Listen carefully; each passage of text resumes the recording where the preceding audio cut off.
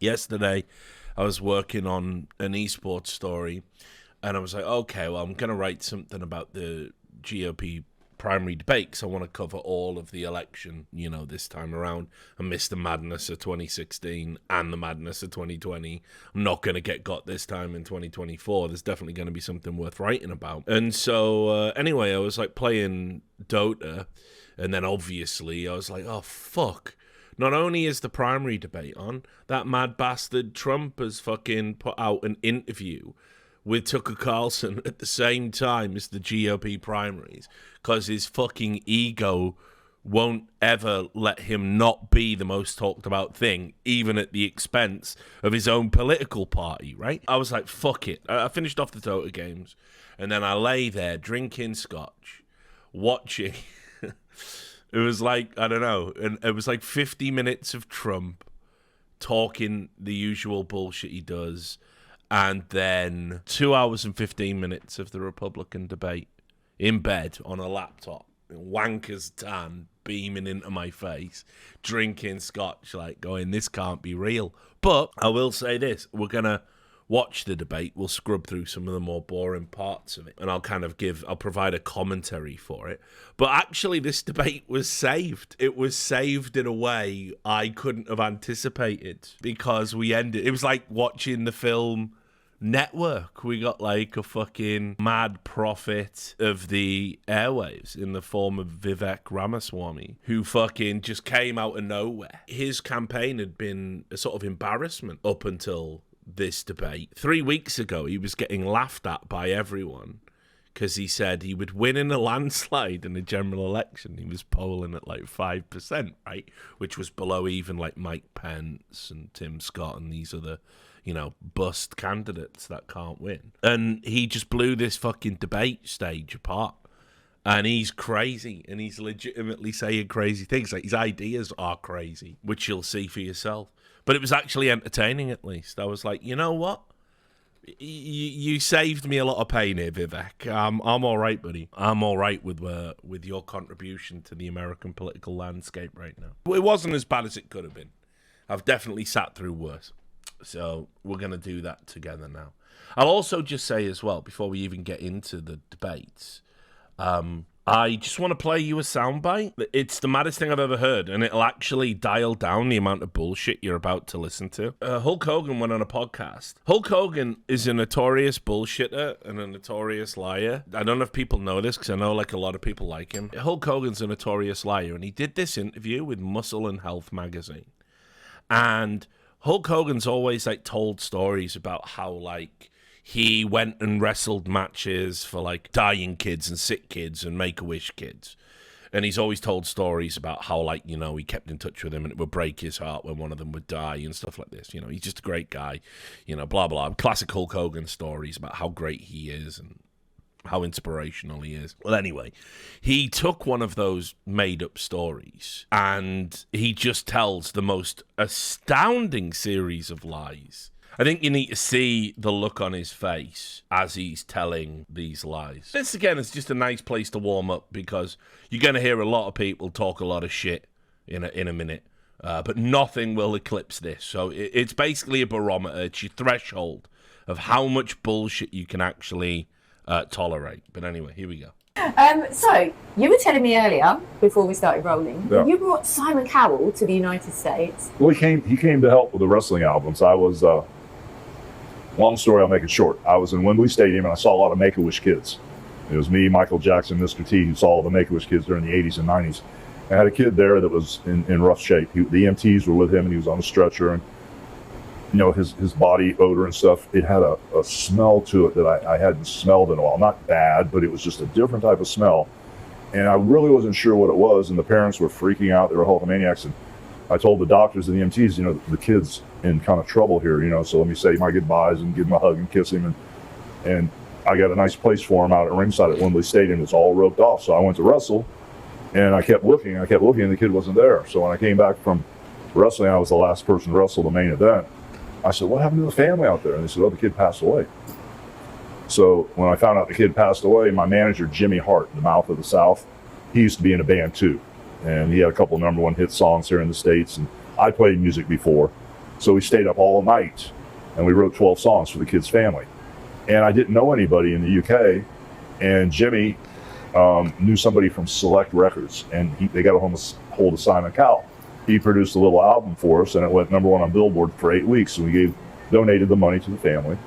And then Simon came back to me and said we need to do the song with a band called Green Jelly over in the UK, and something called Leader of the Gang, a Gary Glitter song.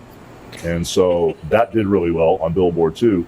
So when I came back to the States, I had the crazy idea, since I was wrestling, maybe we should do music here. So I grabbed Cyndi Lauper and Rick Derringer and a bunch of people, and we recut a bunch of songs, Land of a Thousand Dances and stuff. And Simon came over and helped produce the wrestling album.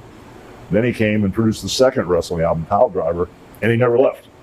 He stayed here and he became this monster producer and nicest guy in the world. He plays a tough guy on TV, but he's a real sweetheart. Yeah? In person, he's a really nice guy. So it's amazing, because I watch him on America's Got Talent, So it's all a pantomime, is it? Well, he's doing the character, he's doing the Simon Cowell up there, with the stern face, but in real life, he's a real sweetheart. So in that clip, there's a lot going on there, isn't there? Hulk Hogan claims he can smell death.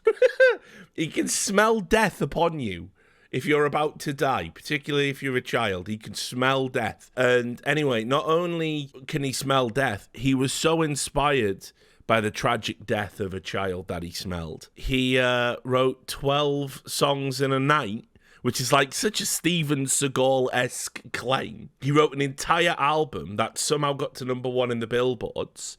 And then they decided, you know what would be a really good cover song to follow up on this chart-topping success? Record a cover of a song by Gary Glitter. Has his own relationship with children, doesn't he? So, yeah, I don't know. This is a weird one. But anyway, that was just to prepare you for the levels of bullshit you get into when you watch a GOP primary. We'll also talk a little bit about the reactions. I'm going to kind of scrub through some of the more boring parts. It was put up on Rumble. I think it was actually co-streamed live in association with Rumble, so Rumble continues to be the kind of conservative YouTube or the alternative to big tech YouTube, depending on how you want to put it. So yeah, as I said, I'll provide some additional commentary. The White House takes flight. Welcome to the first debate of the 2024 presidential campaign, live at Fiserv Forum in Milwaukee.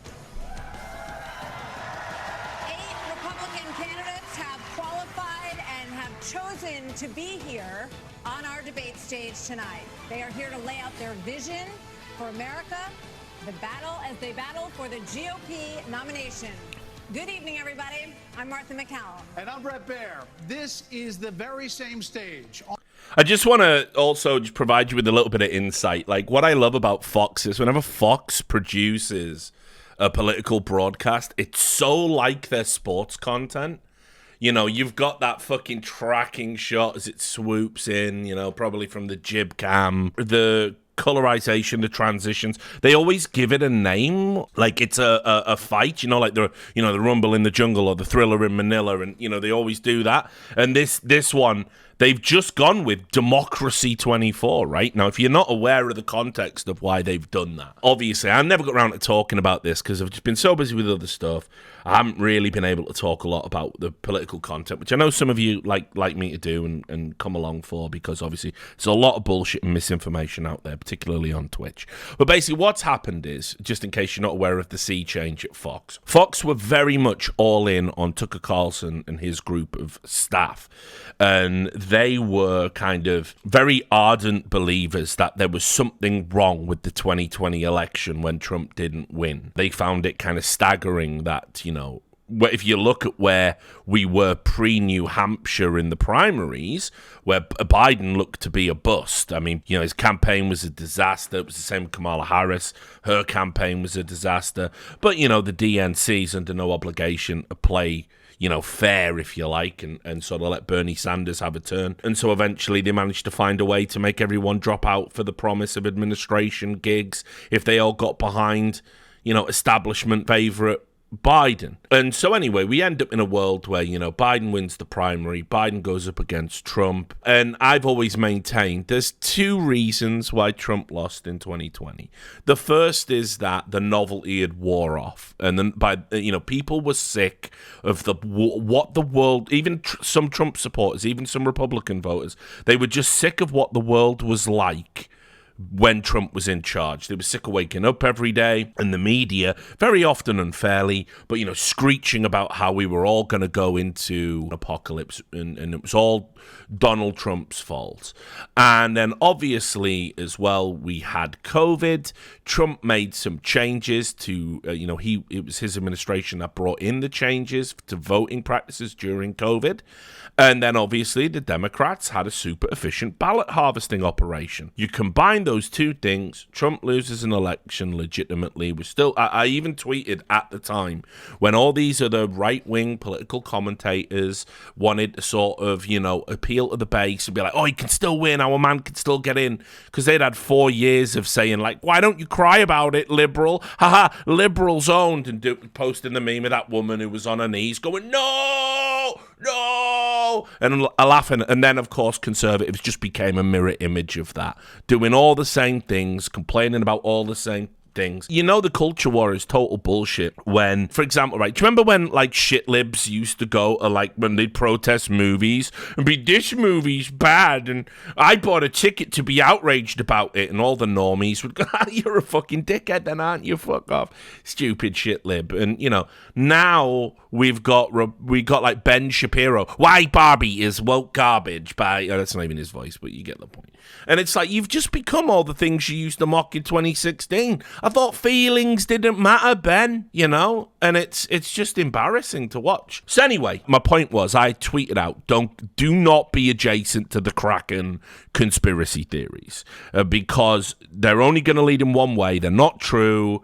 If you want to be with the pillow man that says that the voting machines were hacked, and he brings up an Excel spreadsheet and everyone goes, that proves nothing, and he goes, you're controlled opposition. You want to align yourself with that dude, fine, but you look crazy to normal people. So anyway, Tucker Carlson and his crew, they did the Kraken story, with the voting machines, the Dominion voting machines, and they did allude to the fact that some chicanery had gone on during the election. Now, as I've said many times, you're never going to get a clean election in America. It is essentially the world's largest banana republic. That's just the truth. It doesn't matter whether Democrats are winning, Republicans are winning. The amount of fuckery I've seen in my lifetime, you always get dead people rising and voting, typically Republican if we're going historically. You always get double votes. You get homeless people being bribed to give their votes over to Democrats. It's just how it works. It's been this way since forever. So you're always going to be able to point to, oh, look, there was 1,000 votes there that were like duplicates or whatever. That's just historical precedent in American elections. But the idea of a widespread conspiracy theory where ballots were synthesized across all states to get Biden over the line, or rigged voting machines, which, by the way, it was totally fine to speculate about them being rigged in the George Bush era. Not so much now, I've noticed. But, ultimately, the idea of a completely free and fair election within 24 hours in America, it's been a pipe dream for a long time, frankly. So anyway, Tucker covered the Dominion story. And so Tucker fucking basically got Fox News sued by a very powerful, wealthy entity, and they had to settle out of court for, I think it was $786 million. I think it's the largest defamation suit in American history. Let me just get the exact number. $787.5 million. My bad, I was in the ballpark. It's the largest defamation suit of its kind, and that was the settlement. That was, they would have got crucified if they'd fought it even longer, because they were banker rights wrong. They did run fake news. And obviously as well, finding anyone who's going to be sympathetic to Fox News in a defamation suit is impossible because of their reputation. CNN journalists were all high-fiving each other saying it's a win for journalism that Fox was sued. I didn't notice them doing the same high-fives when CNN had to settle for all the lies they peddled about Nick Sandmann, but whatever. Anyway, that pretty much cost Tucker his job. Tucker was out after that. You can't realistically cost your employer $787.5 million because you and your team didn't do your due diligence, and then just rizzle dizzle your fucking way to sitting in that chair week in, week out, unapologetically, and then antagonizing politicians again by handling stories in a way that some people will point to and say is borderline conspiratorial. Now, Fox basically fired all of his team, and ultimately the word on the street is that Tucker Carlson was essentially asked to tone it down internally. He said he didn't want to, and that he didn't want anyone to have editorial dominion over the Tucker programming, and so he ended up leaving, and now you've got Tucker on Twitter.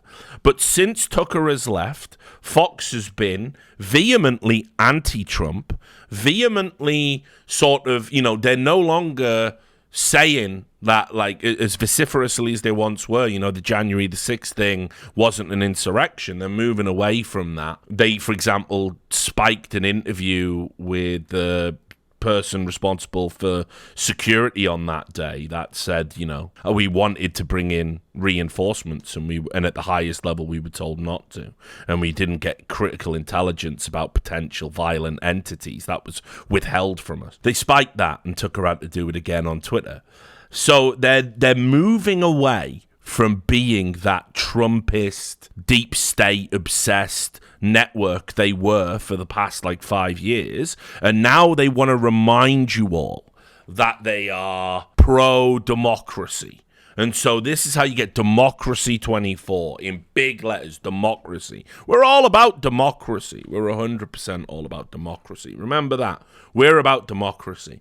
And so, yeah, it's super interesting the way that they have dressed this up, and it's because of those reasons. So now you have the critical information and context to enjoy sports ball politics on Fox News. On which the Republican choice for president will accept the party's nomination next summer.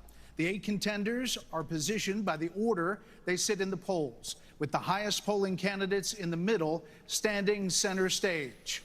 Florida Governor Ron DeSantis was meant to be the favorite for the debate. Former Vice President Mike Pence. Former South Carolina Governor Nikki Haley. Former New Jersey Governor Chris Christie. I wrote in my article that about Chris Christie, I said that he looks like a satirist's drawing of greed personified. You can only stare at him for 30 seconds before you want to go and do a fucking deadlift, right? He's a piece of shit. We'll get into it during the debates. But basically, Chris Christie is a funny guy because he is running a campaign right now where he's saying, okay, I'm norms. I'm going to get us back to being the party of norms. Trump turned the Republican Party into an embarrassment. Trump needs to be prosecuted and imprisoned and never allowed near the Republican Party ever again. And I'm the man to make sure that we do all that. Now, what's super interesting is he was a key ally of Trump's. I mean, he was I think he was the head of the, with the Exchange of Power Commission or whatever the fuck it's called. But anyway, he was a key ally of Trump's in 2016 after he dropped out of the race. He ran in 2016 as well. And he was in the Trump administration the whole fucking time. And even after January 6th, which he keeps talking about, he says Trump is directly responsible for attempting a coup d'etat in America, which causes nonsense. He peddles that now on CNN and MSNBC. But what's super interesting is even after January 6th, he still got one of his Republican friends who was imprisoned for tax fraud. He still got him a presidential pardon from Trump before he left. So Chris Christie is a incredible greasy piece of shit. I mean, and his entire campaign is "I'm not Trump." He'll be one of the first to drop out. I mean, not one of the first. I mean, you've got two cunts who you don't even know who they are. They're just generic Republicans. Carolina Senator Tim Scott. Former Arkansas Governor Asa Hutchinson. Yeah, there's one of them. Dakota Look at that. Doug Burgum. And then look at the end. Doug's family's in, by the way, guys. Who cheers for Doug Burgum? What the fuck? And then candidates get 1 minute to answer. If someone is singled out. You get 30 seconds to respond. And when the time runs out, we all will hear this. Very pleasant. So tonight, these candidates have a big They've even got the combat sports bell in there. Like, it's so cringe. opportunity to break out of the pack and to explain why they are best prepared to be the Republican choice for president at a time when the likely Democrat nominee, President Joe Biden, is working to convince the country that with Bidenomics, things are looking up. They call my plan Bidenomics. I'm not sure they meant it totally. You gotta love this as well. Like this is like something out of wrestling. Like it just cuts to a promo of like the bad guy. Well, first thing we need to talk about is Hulk Hogan won what should have been a disqualification, but he won the belt last Saturday. Let's go up there now. Yeah, well, it's all about Hoganomics, baby. It's all about Hoganomics. And you ain't never going to get the gold, sucker. It's like, what is this? Like, we all know what Joe Biden said. We all know about Bidenomics. Like, for fuck's sake. Like, previously on American politics. It's like, fuck. The complimentary way at the time. But guess what? It's working. But is it? No. More than 65% of Americans say the country is headed in the wrong direction. And here's the That means reality nothing. for some voters we talked to here that in actually Wisconsin means this nothing. week. That's that. Can we actually have some empirical economic data? That'd be good. Increase in prices at the grocery store just across the board. Gas is high and food is high. A lot of people's out here homeless because they can't buy food. It's tough when you got mortgage rates at 7-8% versus 2 to 3. It's just you can't afford the house anymore. Inflation is ridiculous. It's killing us out here. As we sit here tonight.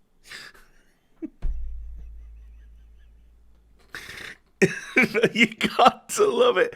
I love when they do Vox Pops, man. I love when they do talking heads like this. It's so fucking great. I just love when they interview, because you know they interview like dozens of people, right? And you'll never know how many people said what.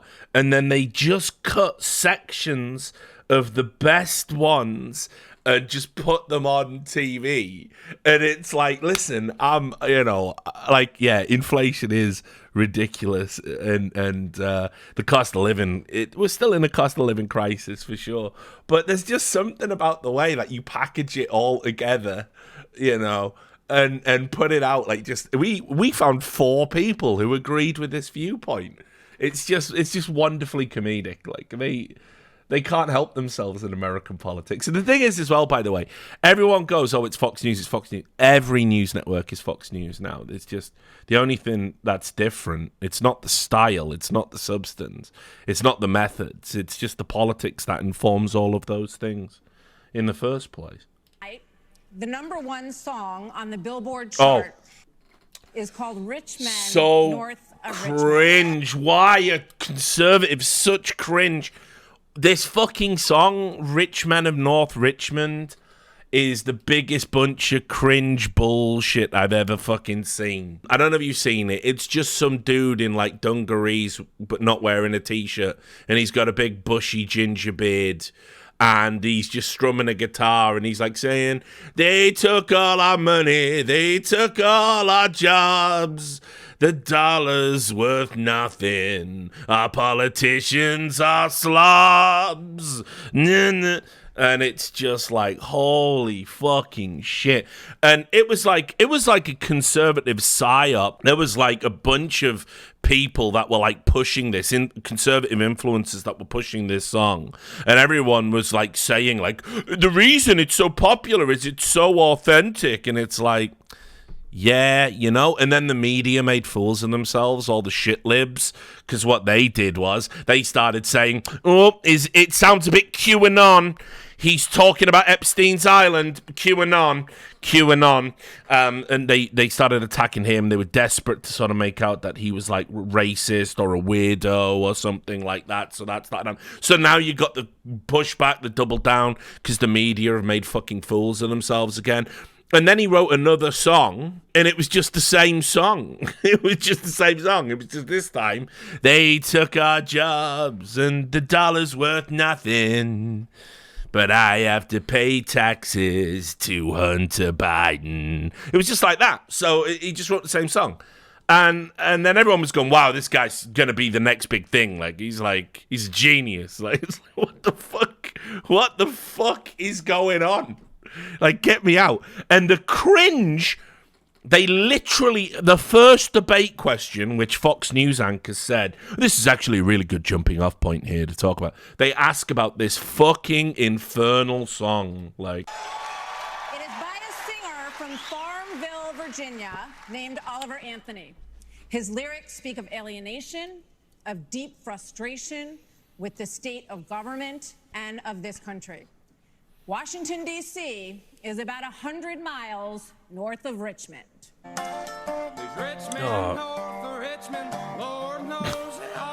Don't play it to me again. They're doing a side-by-side comparison as well. Do you like the song? He's singing about how you're all cunts. He's singing about how you're a cunt, you, meatball. You're a cunt. Vivek's laughing. He knows his bullshit. He knows his little bullshit. He's singing about what a prick you are. You're all pricks. So, Governor DeSantis, why is this song striking such a nerve in this country right now? What do you think it means? Our country is in decline. This decline is not inevitable. It's a choice. We need to send Joe Biden back to his basement and reverse American decline. And it starts with understanding we must reverse Bidenomics so that middle-class families have a chance to succeed again. We cannot succeed as a country if you are working hard and you can't afford groceries, a car, or a new home, while Hunter Biden can make hundreds of thousands of dollars on lousy paintings. That is wrong. We also cannot succeed when the Congress spends trillions and trillions of dollars. Those rich men north of Richmond have put us in this situation. And finally, we need to lower your gas prices. We're going to open up all energy production. We will be energy dominant again in this country. I showed it could be done in the state of Florida. I pledge to you as your president, we will get the job done, and I will not let you down. Watch smile. Oh, God. Thank you. It's ridiculous that he's actually, it was his... this was his first out. By the way, DeSantis probably will be the nominee. That would be my judgment call. But the fact that this guy, on his first big answer on the debate stage, he couldn't do a natural smile. He was like, it was like he didn't know how to do it. Again, what I hate about these American politicians is they just play the hits, man. Just play the fucking hits. You're asked a question about some dumb fucking song. It's embarrassing this is being asked of politicians, and you go off on some spiel about we've got to send Biden back to the basement. Oh yeah, he did spend a lot of time in the basement, didn't he? Yeah. Got to do that. We're going to become energy independent to get your gas prices down. In fact, no, not energy independent, energy dominant across the board in everything. How does that work? Don't know. Any want to inject some policy into that? Tell me how you're going to achieve it? Nah, we're just going to do it. We're just going to go and do it. So I got to say, just in general, and you'll perceive this for yourselves, DeSantis was meant to be the golden boy coming into this. He got asked first. He got introduced first. Everybody expects him to be the nomination because a lot of people feel that what's going on with Trump, eventually the GOP are going to realize what game the Democrats are playing. And the Democrats are playing this game. You politically persecute Trump, persecute by holding him accountable for all the terrible things he did. But, not terrible, but illegal things. And obviously, we won't ever be held accountable for all the terrible things we do every day, the rest of the political class, but this one guy does. I mean, it's kind of weird. You can't have it both ways. You either want politicians to be prosecuted, yeah, but not mine. So, it's listen, I say prosecute them all. I'd love to do it. Once we're done with Trump, let's go get them all. Let's round them all up for all the bullshit they've done. But of course, that isn't going to happen. That's not how the uniparty works. So anyway, they're gonna keep hitting Trump with fucking bullshit, and they're using that to sort of obfuscate Biden's own problems, through the Hunter stuff and the emails that are coming out now with the aliases and the IRS whistleblowers. If you look at the indictments, Trump's indictments happened 24 hours after every major Biden scandal in relation to the laptop from hell this year. So anyway, they're doing it for that reason, but also the notion he's being persecuted will embolden his base. It might get Republicans to lean into there's a two-tiered system of justice in this country. Look what they're doing to Trump. We've got to win. We got to get him in, pardon himself, and get back to the winning ways of the 4 years we had with Trump. And so eventually, the Democrats are banking on the fact that this is going to help him in the primaries, but it's poison in the presidential. So you cannot win. People would vote for Pope Biden again.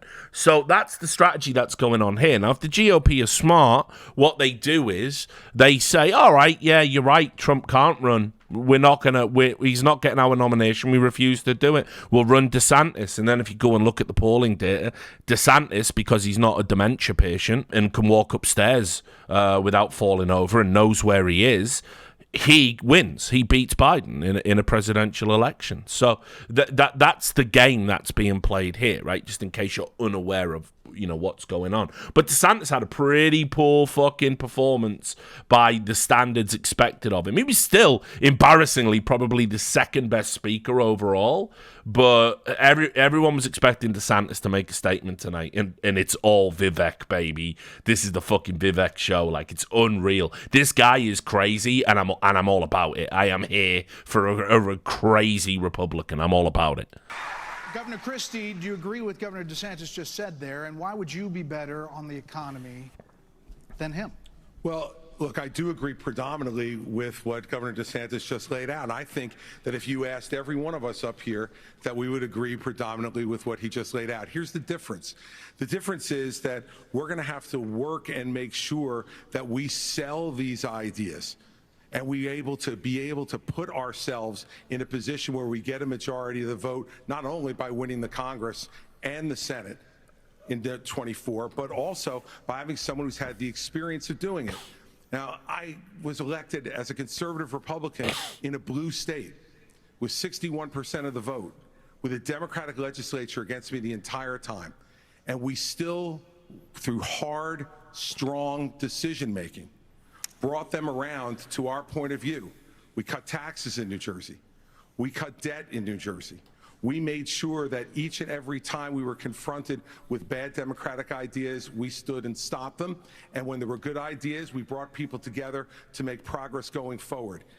Truth and accountability are the things we need to do to fight waste. And I'd say the last thing is this, Brett. We cannot sit by any longer and allow the kind of spending that's going on in Washington, because every dollar they spend is a dollar that these people are not allowed to spend on their children and their grandchildren. It's robbing our country, and it's wrong. Well, Governor, let me just follow up very quickly. New Jersey, when you were a long roundabout way of saying absolutely nothing. After Illinois, and it was downgraded 11 times. Yep. Yeah, and and that's what happens when you inherit a blue state that has done that. But when you look at what we did on debt, Brett, in that state, we cut debt in that state, debt that had been left to us by 3 Democratic gubernatorial predecessors of mine who ran up that debt tremendously. And what you also saw us do was to cut the unemployment rate in half. It was over 10% when I became governor in 2010.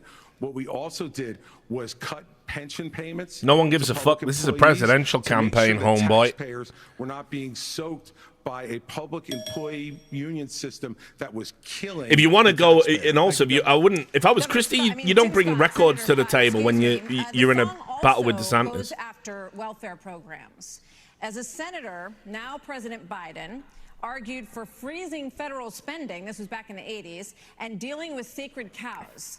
He does not talk about that anymore.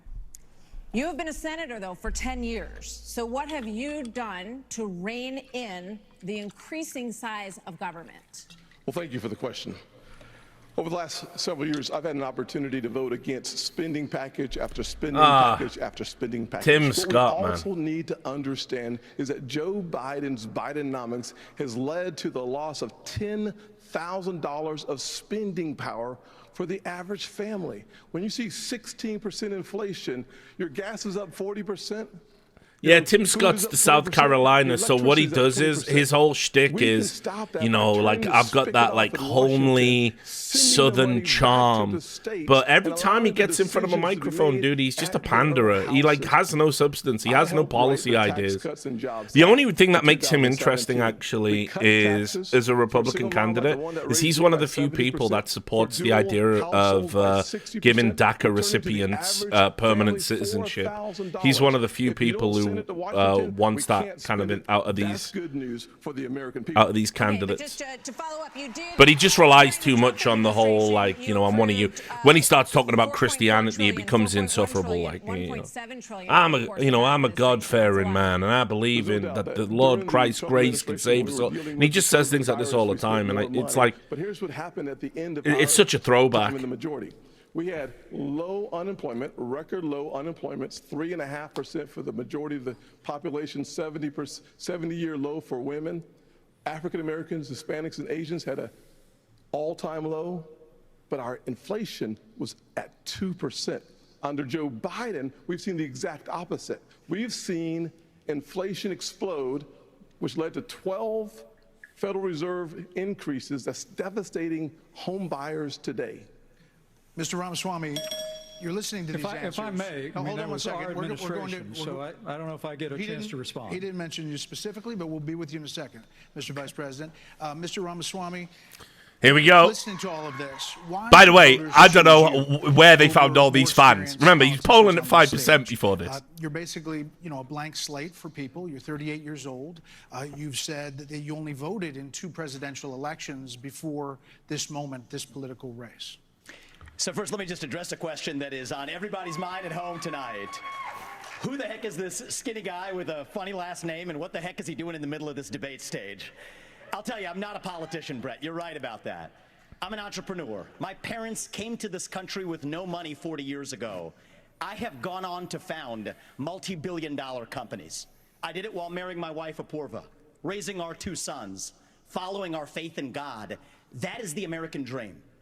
And I am genuinely worried that that American dream will not exist for our 2 sons and their generation unless we do something about it. And I do think Brett is going to take an outsider, because for a long time we have professional politicians in the Republican Party who have been running from something. Now is our moment to start running to something, to our vision of what it means to be an American today. If you have a broken car, you don't turn over the keys to the people who broke it again. You hand it over to a new generation to actually fix the problem. That's why I'm in this race, and we're just getting warmed up. All right, to you, Governor Haley. So why are you better positioned to turn around this economy that we've heard all of these voters Right, now we get the tonight? fucking war hawk, Mr. Nikki Ramaswamy, Haley. who is a successful entrepreneur nationally right now. He's beating you. Screech for me, Warhawk. Screech. What I care about the fact is that no one is telling the American people the truth. The truth is that Biden didn't do this to us. Our Republicans did this to us too. When they passed that $2.2 trillion stimulus bill, she's right. They left us with 90 million people on Medicaid, 42 million people on food stamps. No one has told you how to fix it. I'll tell you how to fix it. They need to stop the spending. They need to stop the borrowing. They need to eliminate the earmarks that the Republicans brought back in, and they need to make sure they understand these are taxpayer dollars. It's not their dollars. And while they're all saying this, you have Ron DeSantis, you've got Tim Scott, you've got Mike Pence. They all voted to raise the debt, and Donald Trump added $8 trillion to our debt, and our kids are never going to forgive us for this. And so at the end of the day, you look at the 2024 A lot of that budget, is COVID-era spending, of course, but he did spend. Democrats asked for $2.8 billion. So you tell me who are the big spenders. I think it's time for an accountant in the White House. Vice President Pence. I agree. You were mentioned there. I'll say this, like, out of all the, for me, it goes like Vivek, Ron, and then Nikki Haley in terms of who won. Everyone else was just dead in the water. Like, there's just nothing there. They don't have any campaign.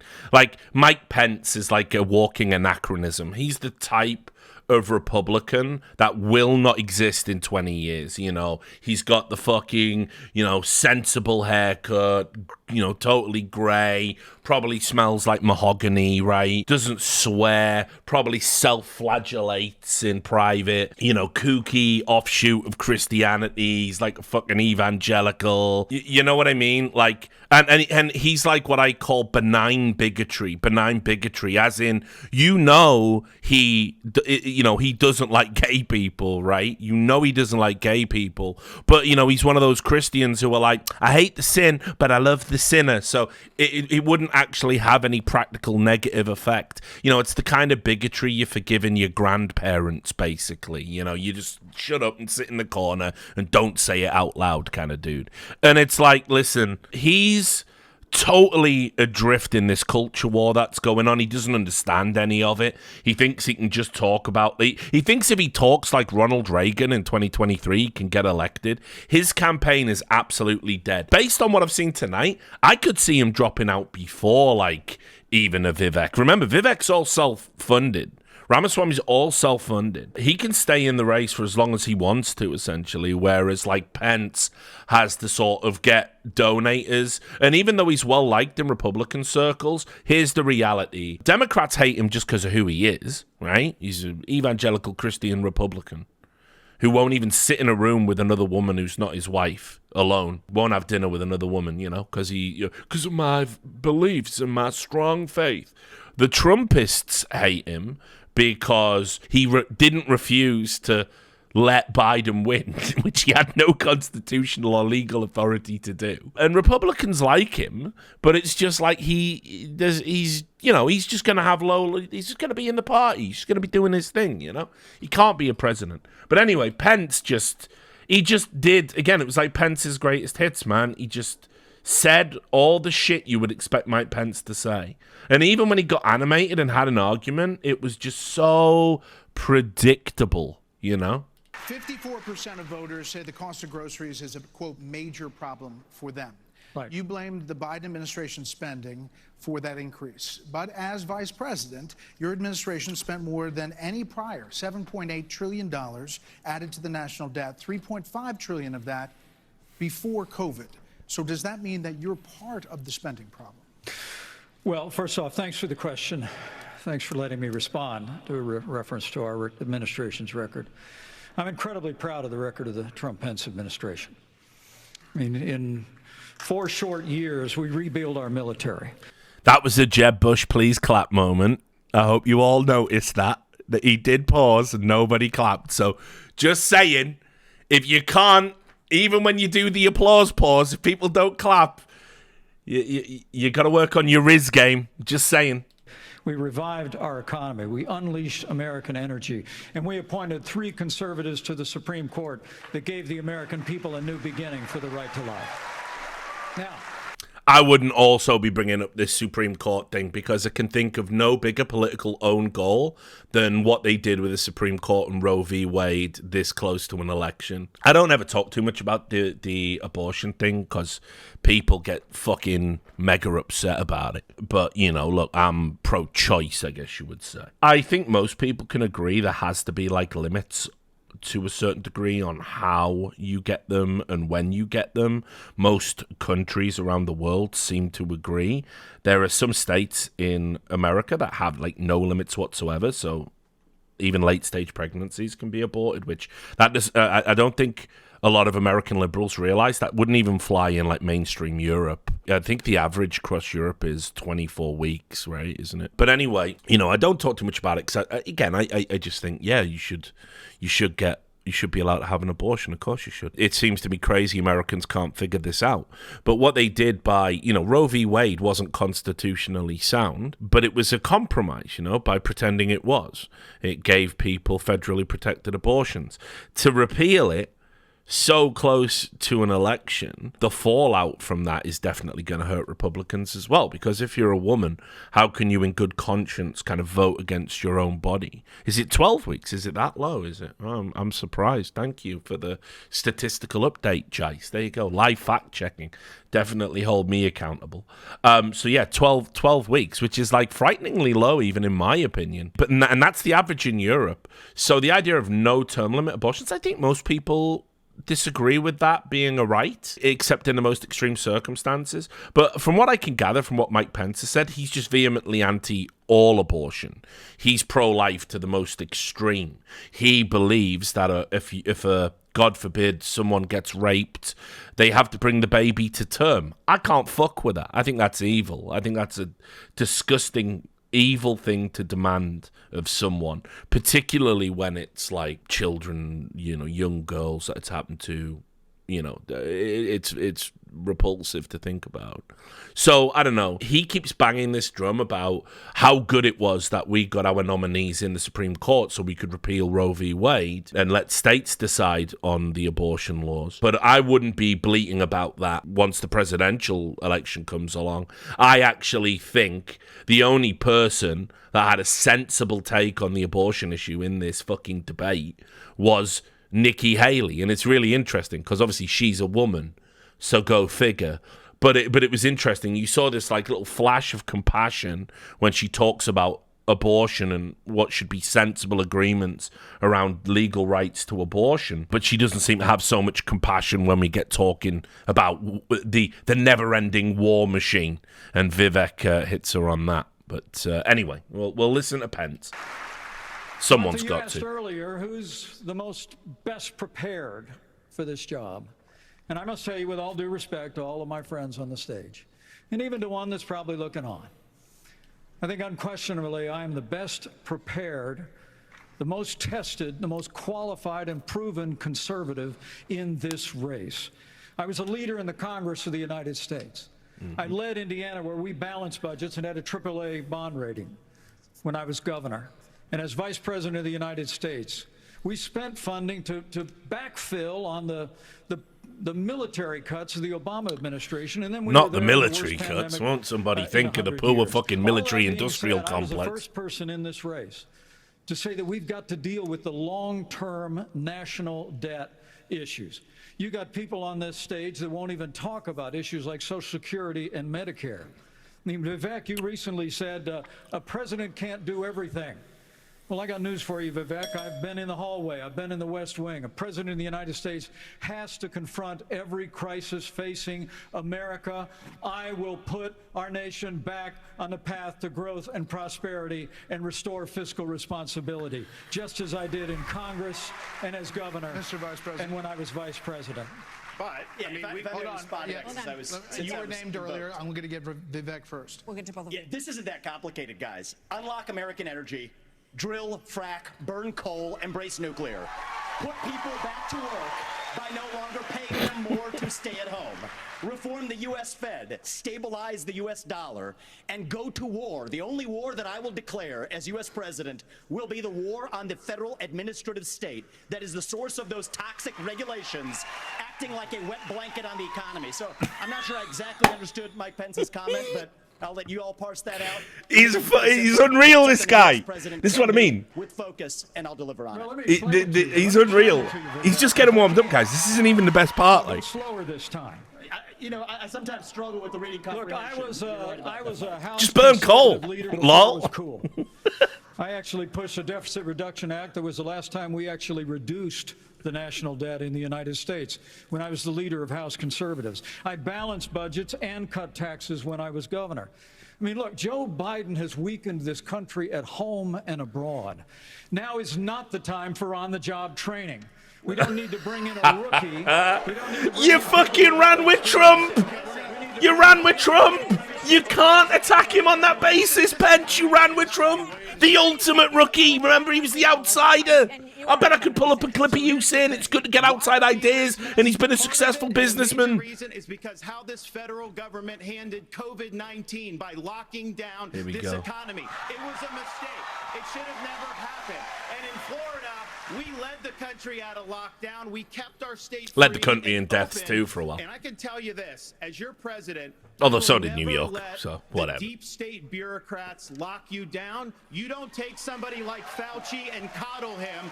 You bring Fauci in, you sit him down, and you say, Anthony, you are fired. Cringe. He did the Trump line. He did the Trump line. For 1 second, because he invoked me back.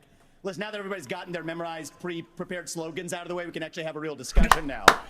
The reality and the fact he's shitting on you guys. Not really, Mike, he's shitting on you. Tonight. And the reality is, you have a bunch of people, professional politicians, super PAC puppets, following slogans handed over to them by their 400-page super PACs last week. The real choice we face in this primary is this. Do you want a super PAC puppet, or do you want a patriot who speaks the truth? Do you want incremental reform, which is what you're hearing about, or do you want revolution? Okay. And I stand on the side of the American revolution. We're going to take control back here. We need everyone to have a moment on the economy. Yeah. I think that's fair. He's so fucking great. I don't give a fuck. I'm all in. I'm in. We have not heard from yet. I'm in on Vivek now. He's Team Vivek. Well, great. Thank you, Martha. And of course, He's like a hybrid of Yang and Obama, dude. But with a Republican spin. It's still good. Right, here we are. Here's Doug Berger. Yeah, all right, Doug. Say your thing. Go on. Have your 2 minutes. I took them a little too literally when they said go to Milwaukee and break a leg. So. Oh, yeah, if you don't get that, he was on crutches because he played a pickup basketball game and wrecked himself. The Biden economy, because the economy, energy, and national security are all tied together. Of course, we're paying too much for our energy in our state, in our country right now. But Hold it together, Doug. Doug. Why is because of the Biden policies on energy. We've got a plan right now, the $1.2 trillion of Green New Deal spending buried in the Inflation Creation Act is something that is just subsidizing China. If we're going to stop buying oil from the Middle East and start buying batteries from China, we're just trading OPEC for Sinopec. And then belatedly, the Biden administration says, no, we're going to put sanctions on Russian oil. Well, we put sanctions on Russian oil. Well, then it's 20% off. Who's buying it? China. So if you buy a battery in this country, you buy a solar panel, it's being produced in a plant in China powered by coal, or it's being powered by oil and gas at 20% off. And every farmer in this country would like to buy diesel at 20% off, just like they're buying it in China. Governor Hutchinson. He does look a bit like Thufir Hawat, Jace. I think you're right. Thank you, Grant. Delighted to be here tonight. And let me just tell you that I'm a pro-life governor from a conservative state that have a conservative record in which I lowered taxes in Arkansas as governor. I created a $2 billion surplus that I passed over to my successor, and I made sure that we shrunk the size of government. We have 14% fewer state employees in Arkansas after I left government than when I took over as governor 8 years ago. I tell that because that's what we need in Washington, D.C. We need somebody who can actually constrain the growth of the federal government, that can actually reduce the size, and I've pledged to reduce by 10% our federal non-defense workforce. That's a specific pledge to make that attacks the administrative state. And let me applaud. Don't Google Arkansas crime rates or Arkansas unemployment. But let me tell you, whatever you I've been do. a federal prosecutor.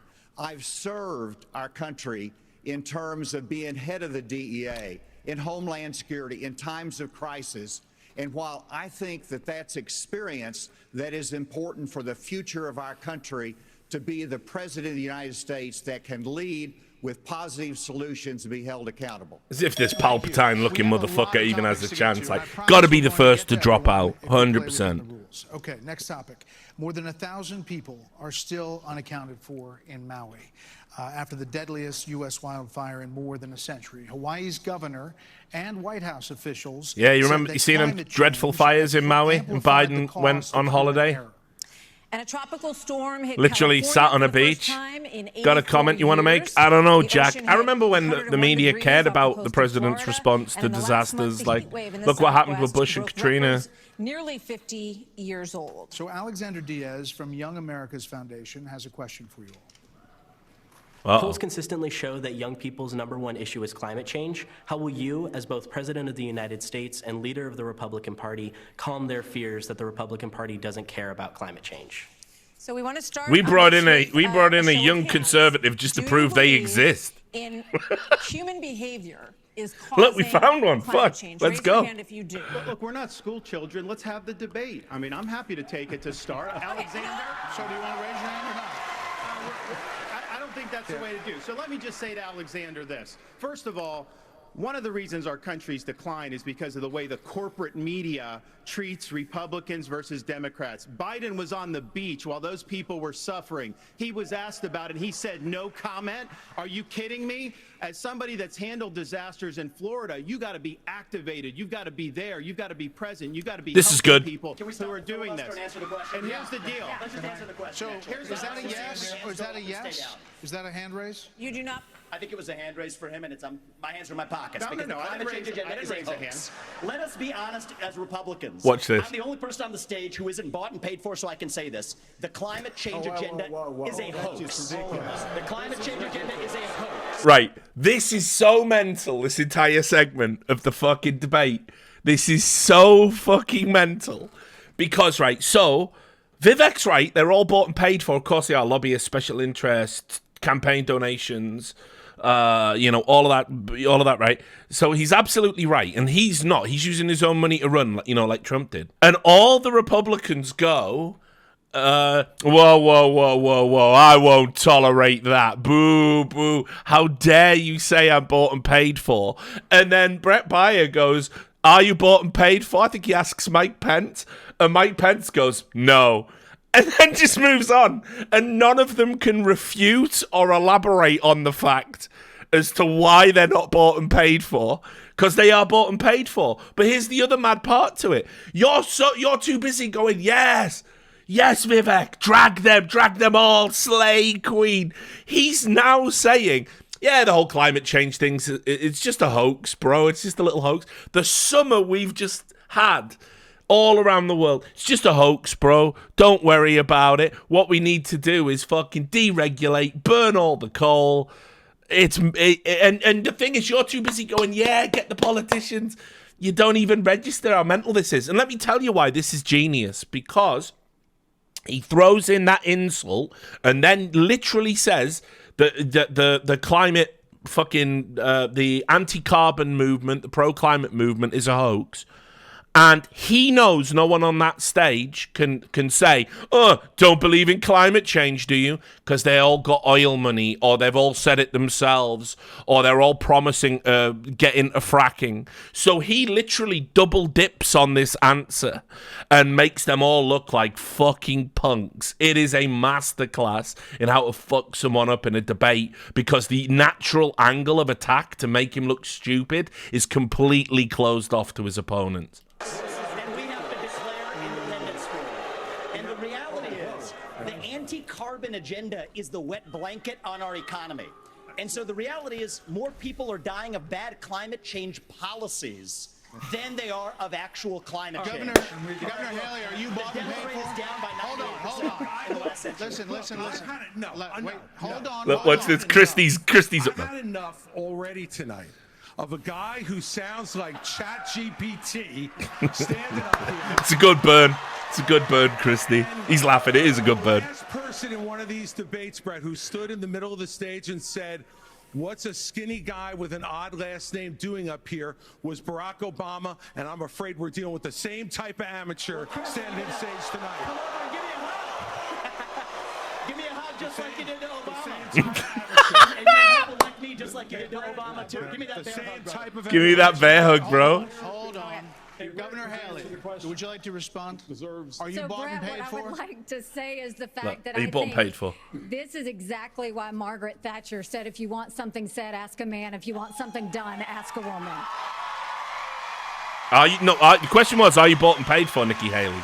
First of all, we do care about clean air, clean water. We want to see that taken care of, but there's a right way to do it. And the right way to do it is, first of all, yes, is climate change real? Republicans Yes, it love is. Thatcher, If you want guys. to go and really No, change the environment, then we need to the start special telling relationships China she had and with India Reagan that when they I was have to growing up, lower that was the their stuff of emissions. American legends. They used to get them mixed up with the fucking And Queen. these green subsidies that Biden has put in, all he's done is help China, because he doesn't understand all these electric vehicles that he's done, what that does.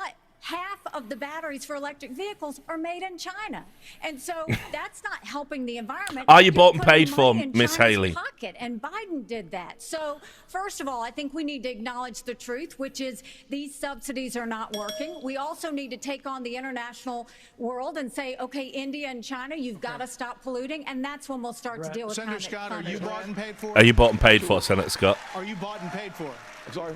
Are you bought and paid Absolutely not. I mean, here's what the American people deserve is a debate about the issues. Absolutely that not. affect their Now I'm lives. going to talk about something else. Back and forth Nobody being elaborates and childish goes, is not I helpful to the take American exception people to that. decide You the know, next leader all of my donations are transparent. You can go onto this website and see them. There's just none of that. There's absolutely not. Now anyway, about China. Poverty. Unbelievable. I wonder, was the American dream real for kids who are devastated by poverty, devastated by the challenges of life?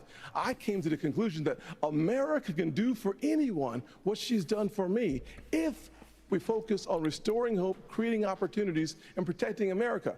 If we want the environment to be better, and we all do, the best thing to do is to bring our jobs home from China. If we create 10 million new jobs in my Made in America plan, we will have a better economy and a better environment. Let me tell you why I say that, Brett. Go on. You're out of time. Do it quickly. America has cut. I'm a Southern boy. I talk slow. So America. That was quick. America has cut our carbon footprint in half in the last 25 years. The places where they are continuing to increase: Africa, 950 million people. India, over 1 billion. China, over 1 billion. Why would we put ourselves at a disadvantage, devastating our own economy? Let's bring our jobs home. We have a lot of different topics to get to. Yeah, we do. We thank you all. Thank you, Senator Scott. So coming up next, the candidates will weigh in on what could be a defining issue in the 2024 campaign. The first Republican debate continues moments away. Right, that was the warm-up. All right, that was the undercard, guys. Fox News, Democracy 24, Republican debate. We'll be back after this break. Abortion has been a losing issue for Republicans since the Dobbs decision. Yes, in 6 state certainly referendums, all have upheld abortion rights in this country. And even in red states, there are more swing state referendums that are coming up as we head into the elections as well on this. So, Governor Haley, what do you say to your party and to your state, which today confirmed a 6-week abortion law as well, especially the impact on women suburban voters across this country? Thank you, Martha. I am unapologetically pro-life, not because the Republican Party tells me to be, but because my husband was adopted and I had trouble having both of my children, so I'm surrounded by blessings. Having said that, we need to stop demonizing this issue. This is talking about the fact that unelected justices didn't need to decide something this personal, because it's personal for every woman and man. Now it's been put in the hands of the people. That's great. When it comes to a federal ban, let's be honest with the American people and say it will take 60 Senate votes. It will take a majority of the House. So in order to do that, let's find consensus. Can't we all agree that we should ban late-term abortions? Can't we all agree that we should encourage adoptions? Can't we all agree that doctors and nurses who don't believe in abortion shouldn't have to perform them? Can't we all agree that contraception should be available? And can't we all agree that we are not going to put a woman in jail or give her the death penalty if she gets an abortion? Let's treat this like a respectful issue that it is, and humanize the situation and stop demonizing the situation. That's as sensible as you will ever hear out of a Republican on abortion, by the way. You signed a 6-week abortion ban in Florida. One of your biggest financial backers said that you need to, quote, shift to get moderates or you will lose. What do you say to him and others who say politically that is a tough thing to sell nationally? Well, I would say we sold the biggest election landslide victory in the history of the Republican Party in the state of Florida in 2022. That's what I did. We can win.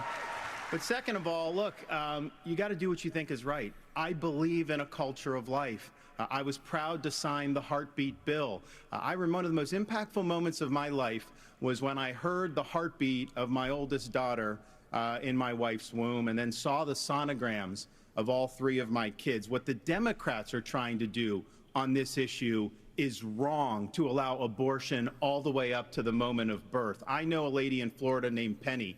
She survived multiple abortion attempts. She was left discarded in a pan. Fortunately, her grandmother saved her and brought her to a different hospital. We're better than what the Democrats are selling. We are not going to allow abortion all the way up till birth, and we will hold them accountable for their extremism. But just to be clear, Governor, would you sign a 6-week ban federally? I think that didn't happen. I'm going to stand on the side of life. Look, I understand Wisconsin Survived multiple is going to do abortions. a different than Texas. I understand Iowa and What? New Hampshire are going to do different. As in what? But I will support. And her grandmother the cause rescued of her life out of a as governor pan. Like, what are and you as talking president. about? Vice President Pence, you're shaking your head. Hold on, Senator. Vice President Pence. How does that You're shaking work? your head. Anyone? Well, look, I'm Any I'm new to scientists this in the cause. chat? Okay, here we go. Fuck me. Here he is. After I gave my life to Jesus Christ as my Lord and Savior, I opened up the book and I read, "Before I formed you in the womb, I knew you. And see, I set before you life and death, blessings and curses. Now choose life." And I knew from that moment on the cause of life had to be my cause. And I've been a champion for life in the Congress, a champion for life as governor and as vice president. And to be honest, He's just with one you, of Nick, you're my Jesus' friend, super but, soldiers, just consensus out is there the in opposite of politics, leadership. saving When the Supreme Court fetuses. returned this question Like, to the American people, what a they didn't just fucking send it to the weirdo, states dude. only. It's not a states only issue. It's a moral issue. And I promise you, as President of the United States, the American people will have a champion for life in the Oval Office. Can't we have a minimum standard in every state in the nation that says when a baby is capable of feeling pain, an abortion cannot be allowed? A 15-week ban is an idea whose time has come. It's supported by 70% of the American people, but it's going to take unapologetic leadership that stands on principle and expresses compassion for women in crisis hold on. pregnancies. I'll do that as President of the United States. He called my name, so I want to respond to that. you did. 30 seconds. So first of all, I will say it is in the hands of the people, and that's where it should be. But when you're talking about a federal ban, be honest with the American people. We haven't had 45 pro-life senators in over 100 years, so no Republican president can ban abortions any more than a Democrat president could ban all those state laws. Don't make women feel like they have to decide on this issue when you know we don't have 60 Senate votes in the House. 70% of the American people support legislation But to ban 70% abortion of the after Senate a baby is does capable not. of experiencing pain. It's just going to take leadership. Hold on. 70% of the Senate does not. You have to be honest with the American people. We have to have a 15-week limit. Let's get Governor Bergman for one minute here. Here we go. But the Supreme Court did overturn Roe v. Wade, and the result of that decision was that it went back to the states. So that's where it is right now. So as I understand it, you are not in favor of a federal ban. What do you say? I keep thinking about Mick the McCarthy states, for some there's about reason when 5 I of them, look at him. including New Jersey, I think a few others, that allow abortion up until the time of birth. He is a That when you were skinwalker, though. president, would you be Like, able you to really abide got that skinwalker vibe. Well, Like, first of all, I'm a pro-life governor of a very pro-life state. And this issue is, of course, very important. But I am on the record, and I stand behind that we should not have a federal abortion ban. We should not. And the reason why we shouldn't is very simple. It's the 10th Amendment in the Constitution. In the Constitution, which the states created the federal government, not the other way around, it says that there were certain duties allowed to the federal government delegated to them by the states. The rest are left to the states, comma, or importantly, or to the people. We need to get back to freedom and liberty for the people in this country. he's on some libertarian shit there. Republicans who fight for 50 years for this great cause and to return it back to the states, and then the next day they turn around and go, no, the feds should do that, because the feds are stepping into people's lives, they're stepping into people's businesses over and over. If we say that the feds should be in on this one, where do we stop? I say that we follow the Constitution, and this is returned to the states. This is where it should be. But Governor Burgum, you signed a 6-week ban. Time out. You signed a 6-week ban. Governor Burgum, you signed a 6-week ban. So you're saying federally, it's all going to go to the states. Yes, and what is going to work in New York will never work in North Dakota, and vice versa. That's Governor why 50 Asa states. Hutchinson, That's why right here. 50 states. This is too important of an issue that I have to address. First of all, the Supreme The two Court nobodies gave are fucking effect to the battling. elected representatives, whether it's the states or whether it's the United States Congress. So there is authority, and that's why President Biden is pushing for a Democrat proposal, which is, in essence, abortion on demand through the term. So they have their extreme position. Yeah, what's wrong with abortion on demand? What's wrong with that? Most likely going to be addressed in the states, but it's certainly fine for it to be addressed at the national level as well. Arkansas has the record of being the most pro-life state in the nation. I signed 30 pro-life pieces of legislation while I was governor. And every state... I think the whole, when Trump said he's called Ada in certain circles, I think it's because Ada's a woman's name, and it's the same thing they're doing with Lady G, Lindsey Graham.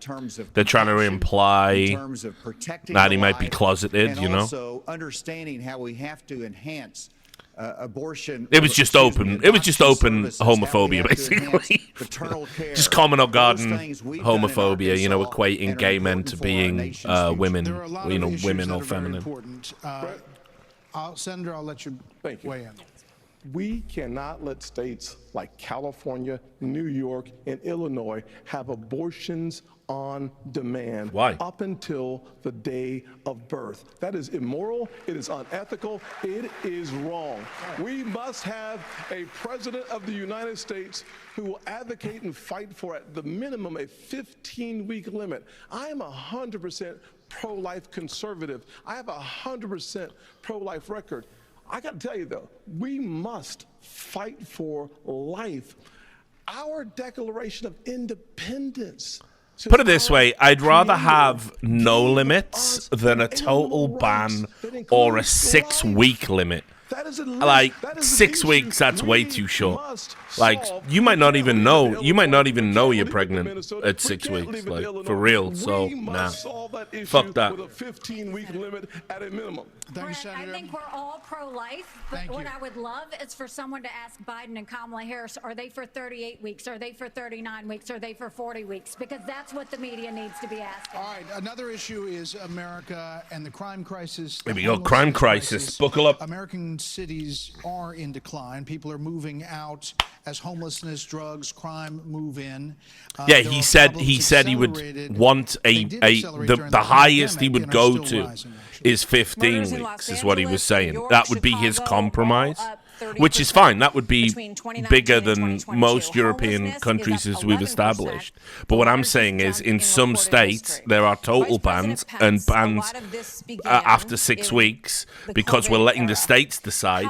And so it would be critical of states that have no limits at all, but not critical of the states that have total bans or unreasonable limits. That's wrong to me. How we got here.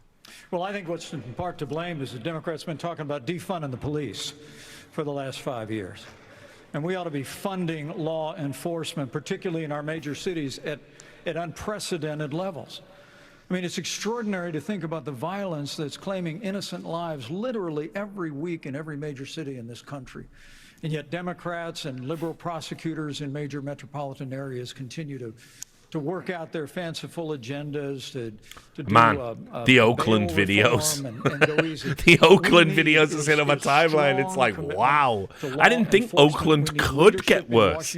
Holy shit. They really raised the bar. But let me also say it's about opportunity. I mean, a lot of people don't know that those Trump-Pence tax cuts that we got signed into law go away at the end of 2025 if we don't have a Republican president and a Republican House and a Republican Senate. When I'm president of the United States, we're actually going to cut taxes further. We're going to extend those tax cuts, and we're going to close the Federal Department of Education, block grant all that funding back to the states. With a growing economy and educational choice and law enforcement, we will bring our cities back. I mean, did he just say he would cut the fucking educational department and give all the money to the police? I don't know. Don't know about that one, Chief. How about we fund education for police? How about that? So they're not just fucking glorified mall cops with qualified immunity and the right You know, to I'm proud of execute fact, the Greg, that citizenry. I'm the only person, along with Governor Hutchinson, up on this stage who's actually running a United States Attorney's Office. I ran the 5th largest office in America in a state Skip to the where end, you there is greasy bastard. significant Come on. urban crime. And the problem is not going to be solved by more money. The problem is that these prosecutors in these localities in the states are refusing to do their job and to arrest violent criminals. So what a President Christie would do is appoint an attorney general who would instruct each of the 93 U.S. attorneys that they are to take over the prosecution of violent crime in every one of those cities that are failing to do so. We have plenty of room in the federal prisons to lock up these violent criminals and clean up what's going on all across this country. I'm sure you do have plenty of room in the never-ending private prison industry. Yeah. Is that the laws apply to everybody. Getting those nice big fat government contracts for glorified slave labor, paying inmates 4 cents an hour to make number plates. Mandatory minimum, which was mandated by legislation sponsored by his father. And then you have a Justice Department that walks away from those charges. We're telling people that the law doesn't apply to everybody. In a Christie administration, he would go to jail for 10 years. What about a President Ramaswamy? What does a President Ramaswamy do about guns? What do you do? So the reality is we have a crime wave in this country and we know how to fix it. The question is, do we actually have the spine to do it? Go on. Cops in the streets who are on the streets able to do their jobs without looking over their shoulder for getting sued. And we also have a mental health epidemic in this country. Legal immunity for police. Same period What could go wrong? Mental health institutions, we have seen a spike in violent crime. Do we have the spine to bring them back? I think we should. As president, I will. But it's not just drugging up people in those psychiatric institutions with Zoloft and Seroquel. It's a deeper issue. I think faith-based approaches can play a role here, too. We're in the middle of a national identity crisis. And I say this as a member of my generation. The problem in our country right now, And he's kind of right about this. Health epidemic is that people are so hungry for purpose and meaning at a time when family, faith, patriotism, hard work have all disappeared. What we really need is a He's got to total pretend he reset believes from in the faith-based top, bullshit. He's saying running that as a this is what Republican. it means to be an American. Yes, we will stand for the rule of law. Yes, we will close the southern border where criminals are coming in every day. And yes, we will back law enforcement because we remember who we really are. And that's also how we address that mental health epidemic in the next generation that is directly leading to violent crime across this country. Governor DeSantis, really quickly. Governor DeSantis. We don't have an identity crisis. Here we go, Pence. We're not Pence. looking for a new Here he is, national Reagan. identity. The American people are the most faith-filled, freedom-loving, idealistic, hard-working people the world has ever known. We just need government as good as our people. Well, Mike, I think the difference is you might have, some others like you may have on the stage, it's Morning in America speech. It is not Morning in America. We live in a dark moment, and we have to confront the fact that we're in an internal, sort of cold cultural civil You war. are And we have to equating the recognize American that people in order with the to actually failed win. government in Washington, D.C. We just need government as good as our people again. Who votes? Let me just finish addressing Fucking- that slogan because I don't know what that slogan Brett, means. Mark, We I need to want you shut to down weigh the in, Governor administrative DeSantis. state. That's actually how we translate. Crime has been on the rise in Florida, Governor DeSantis. How do you stop crime? Well, actually, crime's at a 50-year low Not in in- Florida. not in Miami. We're happy with that. Well, the statewide, it's a 50-year low. And so here's the thing.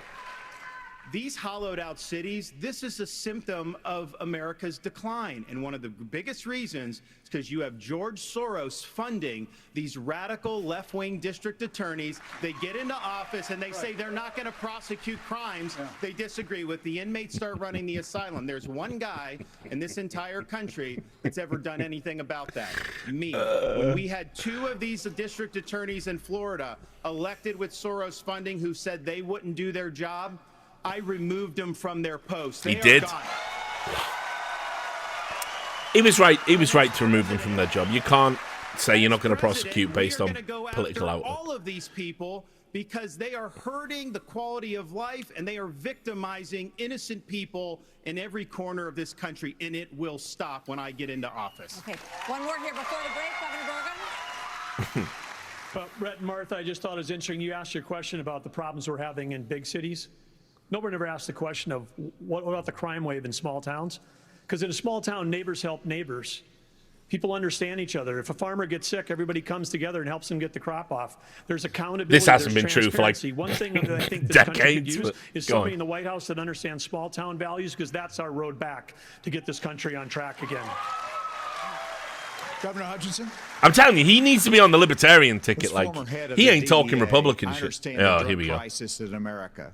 And right now, whenever You can see him look getting at weak. the He hasn't like drank challenges blood in inner like city, 12 hours. There's three simple words that would be helpful.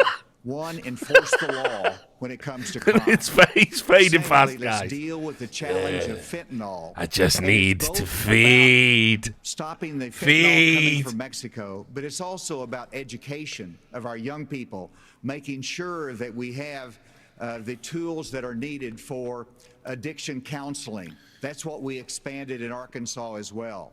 Whenever you look at the underlying challenge of America, though, no one likes to see an America with smash and grab in our inner cities. As President of the United States, that will stop. It starts at the top with the respect for our justice system that a former president who's under indictment has undermined by attacking judges, by attacking prosecutors, by attacking the system and saying he's aggrieved.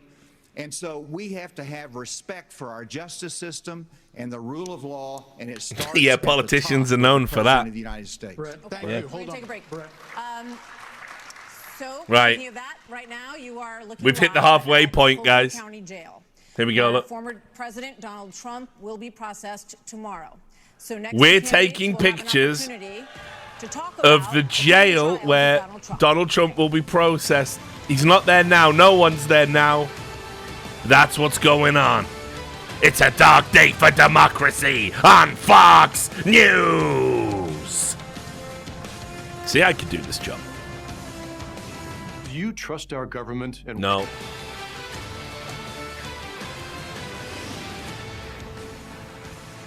Well, we have a lot to get to in this second hour of this GOP primary debate. Policy discussions the Americans want to hear you all on.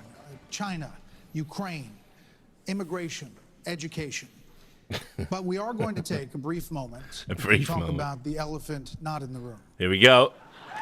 The elephant not in the room. Former President Trump has been Boo! indicted in 4 different states on 91 counts. He will be processed tomorrow in Georgia at the Fulton County Jail for charges relating to the 2020 election loss.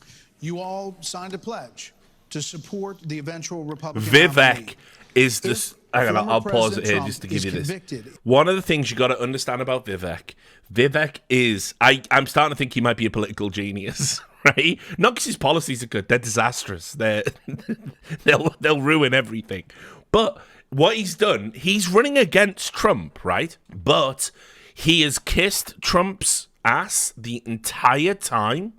And all you have to do to get hired by Trump is just flatter him and just say how great he is and let him get away with all this crazy shit. And every time he opens his mouth, go, "Oh, wow, that's super smart, Mr. Trump, sir. Yeah, that's great."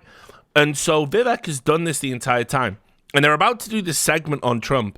And Vivek is saying Trump's the greatest president America's had, to be specific, in the 21st century. He would pardon Trump tomorrow. He fucking loves Trump. And I put in the article I wrote about this today, because I did a sort of more concise written review of all of my thoughts about the debate, because this is more fun. We're just going to laugh at the dystopian nightmare of the American politics.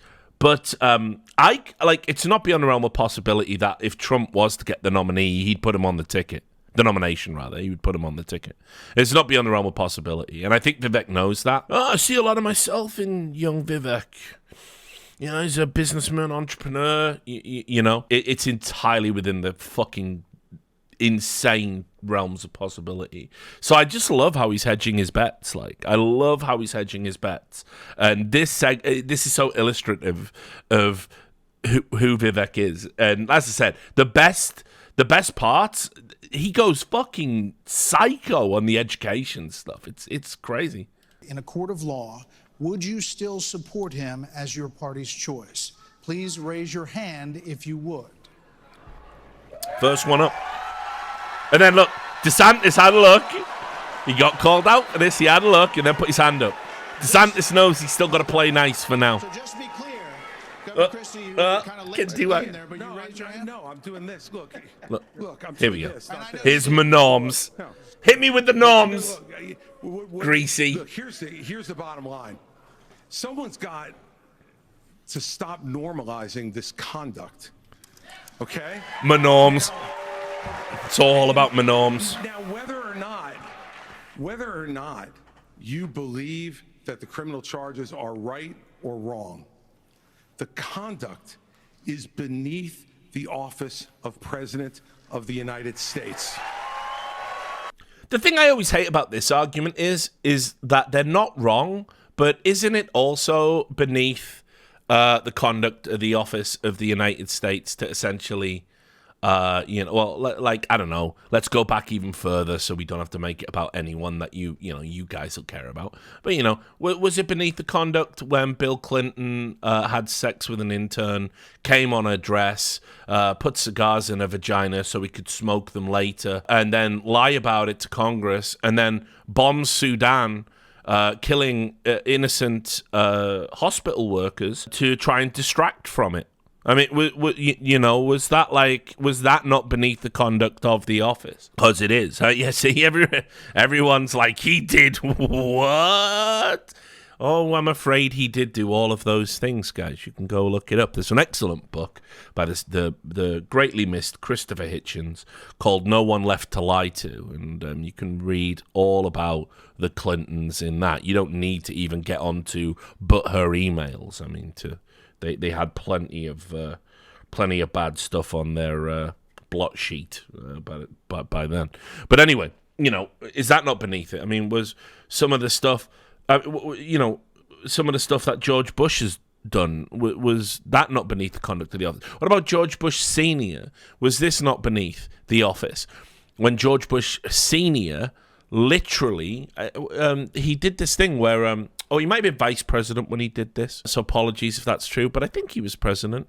He wanted to have the war on drugs, and so they got feds to basically catfish a drug dealer in Washington. They turned up to meet them to sell them crack cocaine, immediately arrested the teenager and put them in prison for about 30 years. And then George Bush went on television and held up the crack that they'd catfished this teenage drug dealer into buying, and he did a press conference saying, "This is the epidemic of crack. I just bought this across the street from the White House." Like, well, you're the one buying crack, motherfucker. I don't know. So, listen, I don't want to hear about, like, the conduct of the fucking office, and, like, what's beneath it. No, that wasn't Reagan. I'm pretty sure that was Bush.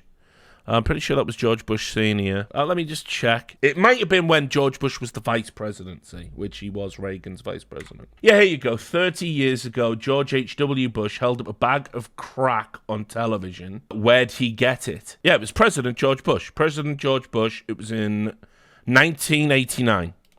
So there you go. I'm right again. Bush Senior. So, listen, by the way, like, I know people probably think that I'm, like, jumping on a bandwagon or whatever. I've legitimately been writing about American politics for a long, long time. So, generally, I'm on point with the historical references. But it's good to fact check. It's always good to fact check. I don't take it personal. If you ask the question, I'm not going to have a temper tantrum. But anyway, there've been a ton of press. I mean, like, is Biden's conduct right now, like, screaming at fucking journalists and the why, and telling, don't you dare look into my son, and repealing the press passes for 40 journalists, which no one's talked about. This isn't conduct becoming of the president. There hasn't been a president, really, that's behaved in a way becoming of the office for some time. Obama is the best of a bad bunch. Obama still drone struck and killed an American citizen in Pakistan. So I don't know. Like, I think the office comes with, some inherent downsides, and some people really push it to extremes. But, it is what it is.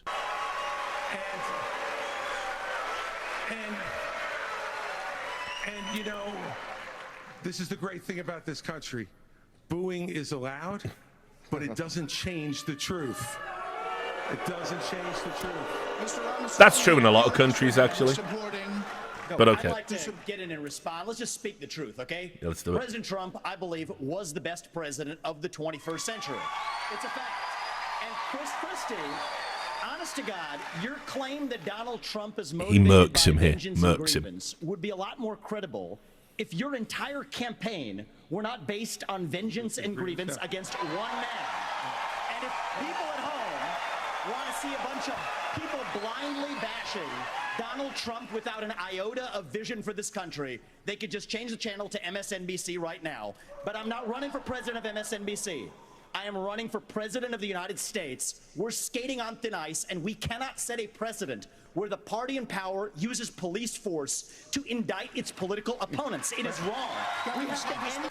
I'll also add that is such a great burn. That is such a great burn against Christie, because Christie has been on MSNBC like half a dozen times. It's like he's in the good Republican pile now because he's anti-Trump. So he gets to be the, oh, see, we do platform both sides, because he's willing to go on MSNBC and say Trump bad, Trump bad, Trump bad, even though he did nothing to stop Trump. He enabled Trump, worked with Trump right up until the last day Trump was in power, and then he suddenly decided Trump was bad. But yeah, so when he said I'm not running for the president of MSNBC, that's a deep burn. You gotta know the fucking landscape to appreciate that one. It's actually it's cut Christie to the fucking bone there, and that takes some doing. He's a big lad. 30 seconds, Governor DeSantis. Let me take I'm sorry. 30 seconds, Governor You Christie. make me laugh because you sit here in an answer. You sit here in an answer right. Boo! Boo! And here come the pretzels. Go ahead, Governor Christie. Hold on, Governor Christie. Hold on. Well, so listen. The more time we spend doing this, the less time they can talk about issues you want to talk about. So Tell let's him, just Brett. go through this section. Governor Christie.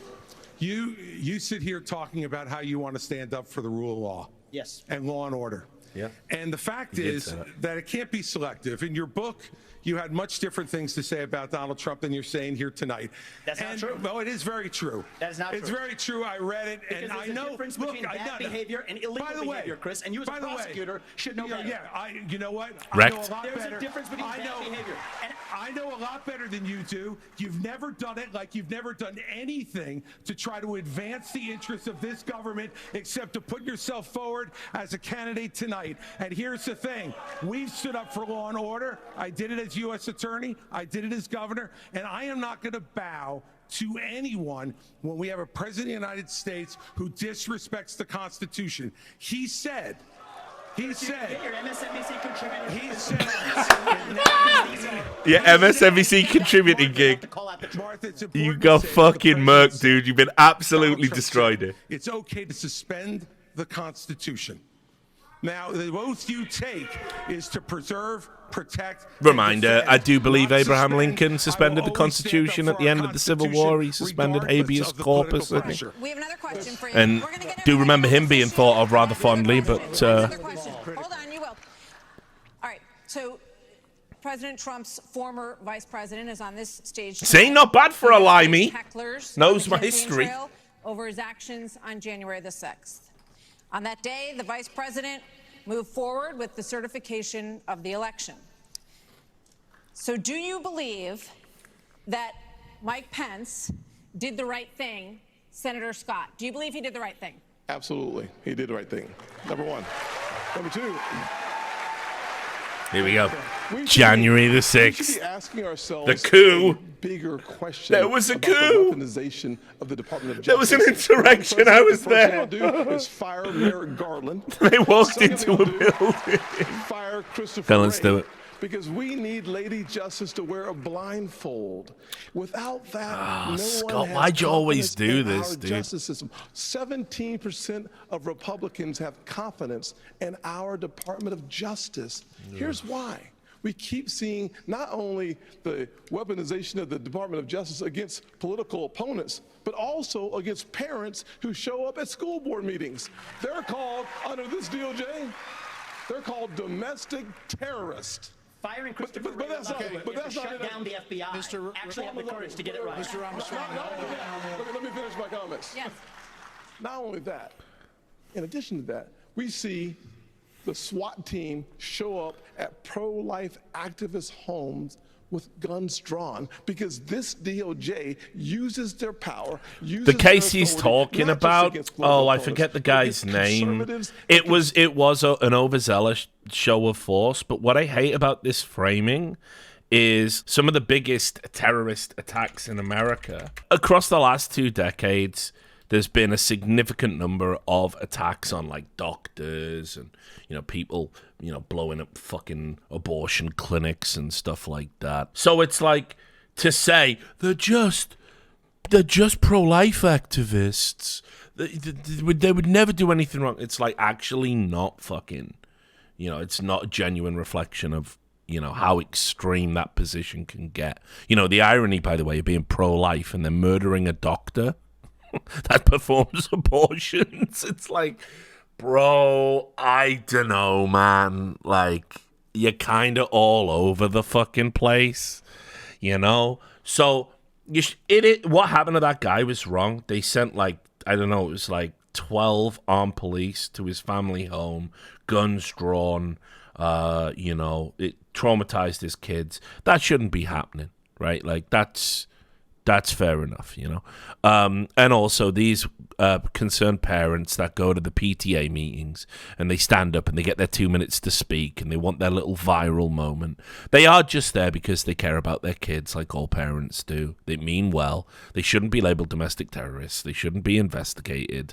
There are far better things to be doing with police time, certainly with the FBI's time. I agree with all of that. But again, this framing that, well, these people could never be dangerous. Like, no. I mean, there's some crackpots in any group that holds views that they believe are immutably good. That if there's zero flex and you believe anyone who opposes your viewpoint is evil, you might start doing crazy shit. Conservative causes. It is time for a change in America, and I will bring that change to the greatest nation on God's green earth. You won't know. You won't know, Tim. Do you believe that Mike God Pence bless did you. the right thing on January 6th? So here's what we need to do. We need to end the weaponization of these federal agencies. But I will do that. That's not the question, Ron. No, but here's the thing. This election is not about January 6th of 2021. It's about January 20th of 2025, when the next president is going to take office. I know what the Democrats would like to do. They want to talk about all these other issues, but we've got to focus on your future. We've got to focus on reversing the decline of our This is country. cheesy bullshit, I learned but in the it's cheesy military. bullshit I was that'll work and play well. US But one of the things you always do in politics is, your opponents want to keep you talking about the past and what's got, the past and the present. But the way you get out from under what you did, what you're doing, is you talk about the future and what you're going to do in the future. And of course, the future doesn't exist. So you get to say anything about the future. You can't say anything about today, and you can't say anything about yesterday. But you can absolutely about the future. So this is an old political tactic, and it's the right one to use instead of getting mired, because DeSantis doesn't want to respond to what Trump is doing. Trump's identified him as the big opponent. They call him Ron DeSanctimonious. The Trump war room are constantly hitting him with these ridiculous nicknames, ridiculous claims. It's like, can you imagine a world, because this is what we've got, where Trump is criticizing DeSantis's COVID response after defending his own? So I don't know. It's like, I wouldn't talk about it at all, but you're bringing it up, and you were the guy in charge, So whatever. Ron DeSanctimonious, yeah, you're right, Broheim. It is another W for the nicknames. He has aced the nickname again. I'm starting to think that he doesn't write these himself. They're too good. But yeah, anyway, as we're about to get to, this was the best shitlib fact checkers could do on DeSantis. He's about to say something about the Navy SEALs, and so I need you to know this going into this bit.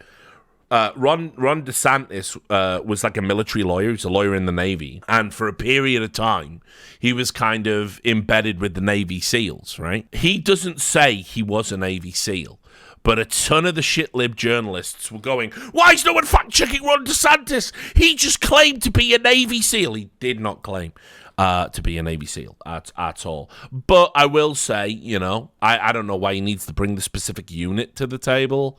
I'm sure he'll say it's a respect thing. But anyway, that's about to happen. So you judge. On January 6th. So here's what we need to do. We need to end the weaponization of these federal agents. Right, but I will do that. That's not the question. I know, but here's the thing. This Election is not about January Christie's 6th a of fucking 2021. gravy seal. It's about January 20th of 2025, when the next president is going to take office. I know what the Democrats would like to do. They want to talk about all these other issues, but we've got to focus on your future. We've got to focus on reversing the decline of our country. I learned in the military, I was assigned with U.S. Navy SEALs in Iraq, that you focus on the mission above all else. You can't get distracted. So Republicans, we've got to look forward, and we've got to make sure that we're bringing the message that can win in November 2024.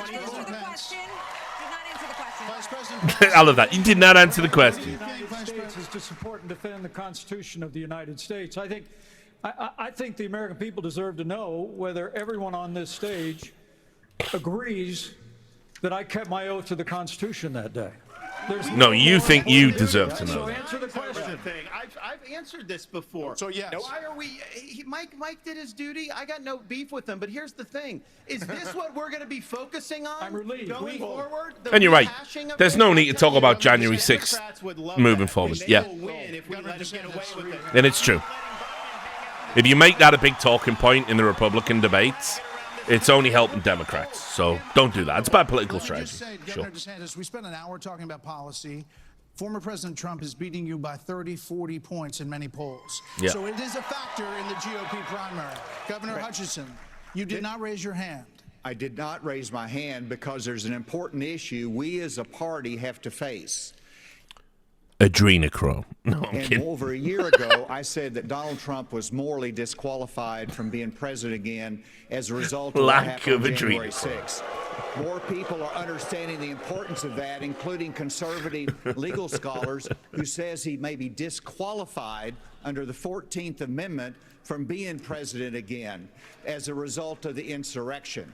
This is something wasn't an that could insurrection. disqualify him under our rules and under the Constitution. And so, obviously, I'm not going to support somebody who's been convicted of a serious felony or who is disqualified under our Constitution, and that's By the way, I will just add, no matter what you think about whether or not these charges are bogus or whether you think Trump's charges are politically motivated, and my belief is this: I think there's genuine evidence of probably minor crimes there, based on my understanding and having read through the lawsuits. Some of the charges are ridiculous and will not stick.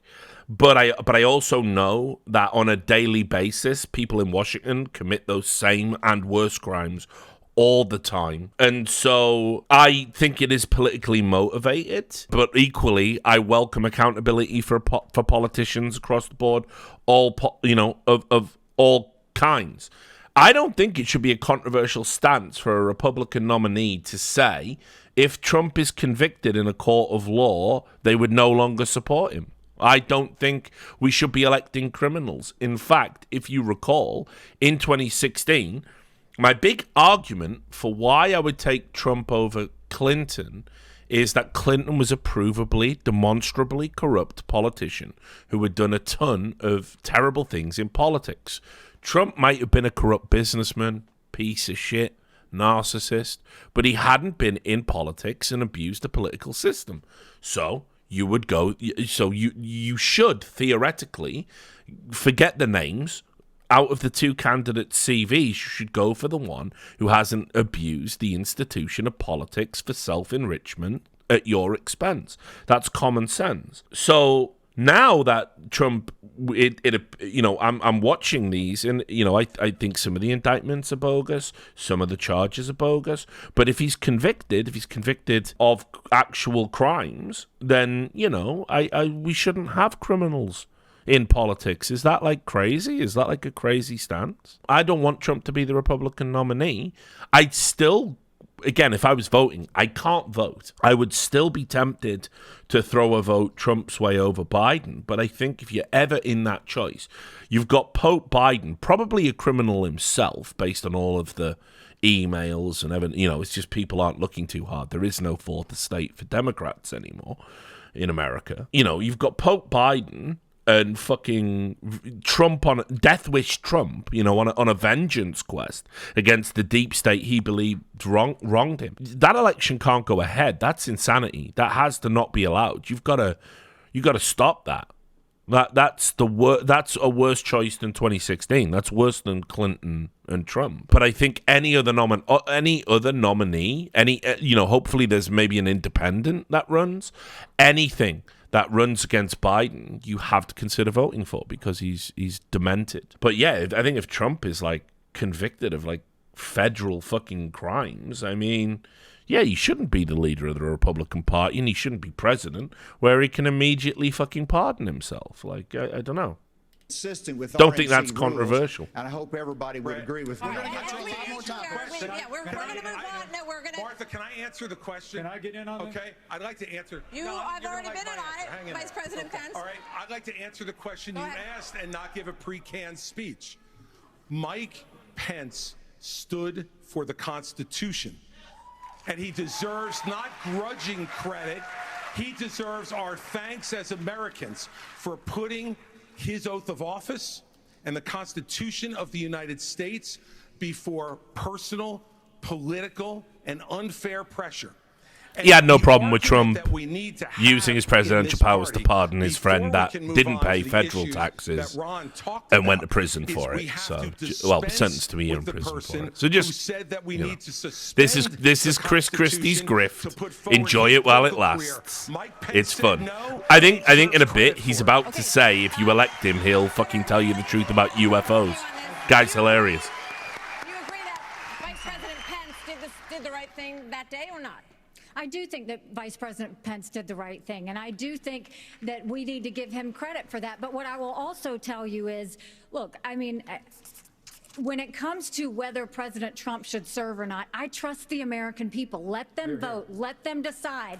But what they will tell you is that it is time for a new generational conservative leader. We have to look at the fact that 3/4 of Americans don't want a rematch between Trump and Biden. Correct. And we have to face the fact that Trump is the most disliked politician in America. We can't win a general election that way.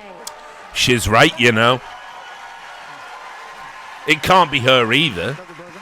But happy to answer the question. Mike Pence did the right thing on January 6th. But I would say you started off the top of this hour saying we're going to talk about China, Ukraine, education. We are. China is the number one threat to our country, and every minute that these 8 candidates spend talking about the past instead about the future is time that it's just you know who loves it? Biden loves it, but China loves it when we're talking about the past. Okay, as promised, we were going to spend a few questions apparently on people say what they wanted to say, and now indeed we are moving on to the yeah, cheers, mate. Nice one, Doug. It was Doug, right? Yeah. Nice one, Doug. Yeah. See you. Now it's back to the Vivek show. Yeah. See you. Please. Well, Mike, why don't you say this? Join me in making a commitment that on day one you would pardon Donald Trump. I'm the only candidate on the stage who had the courage to actually say it.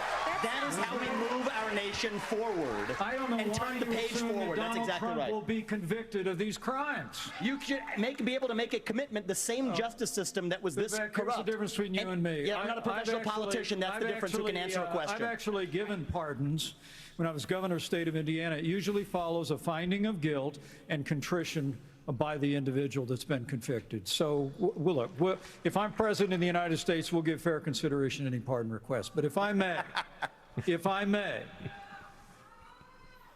know, it's not about looking back at January 2021. It's about January 20th, 2017. I put my left hand on Ronald Reagan's Bible. I raised my right hand. He loves this story. I took an oath. Ronald Reagan's Bible. To defend the Constitution of the United States. Because he is Reagan. And it ended with a prayer. He's the new Reagan, guys. He tells us all the time, by the way. Go watch all of his campaign. And he said this speech verbatim in multiple campaign stops. It made it to my heavenly Father. Because I do watch this stuff. I'm not like your average Twitch streamer. Actually, I'm a junkie for this stuff. I watch it religiously. No pun intended. if they earn this job and the confidence of the American people. Now, look, I've made it clear. I had hoped that the issues surrounding the 2020 election and the controversies around January 6th had not come to this, had not come to criminal proceedings. I would rather they had been resolved by the American people and the American people alone. But no one's above the law, and President Trump is entitled to the presumption of innocence that every American is entitled to, and we will make sure and extend that to him. But the American people deserve to know that the President asked me in his request that I reject or return votes unilaterally, power that no vice president in American history had ever exercised or taken. He asked me to put him over the Constitution. And I chose the Constitution, and I always will. I had no right to overturn the election, and Kamala Harris will have no right to overturn the election when we beat them in 2024. But not with you as the candidate, so. It's a cool story, Mike. Now we are moving on to other issues. The U.S. has committed. Mike Pence is now polling at 5%. just to let you know, Mike Pence is below Tim Scott. He's below Vivek now. Vivek's at 9. It was real, Mike. Nearly $77 billion. Dead by the first debate. It was real. War. The administration is now asking Congress for $24 billion more. Regardless Here we go. Of that Ukraine. Specifics of that get ready for Haley, the anyone war on hawk. stage Here she who comes. would not support This is going to the upset everyone increase because of funding you know, to Ukraine? whatever. Yeah, I'll get into it as it comes up. Europe needs to step up. I mean, I would have Europe step up and do their job. Yeah, Europe needs to step up, Ron. That's the problem. But you're saying you would not too, Governor DeSantis? I will have Europe pull their weight.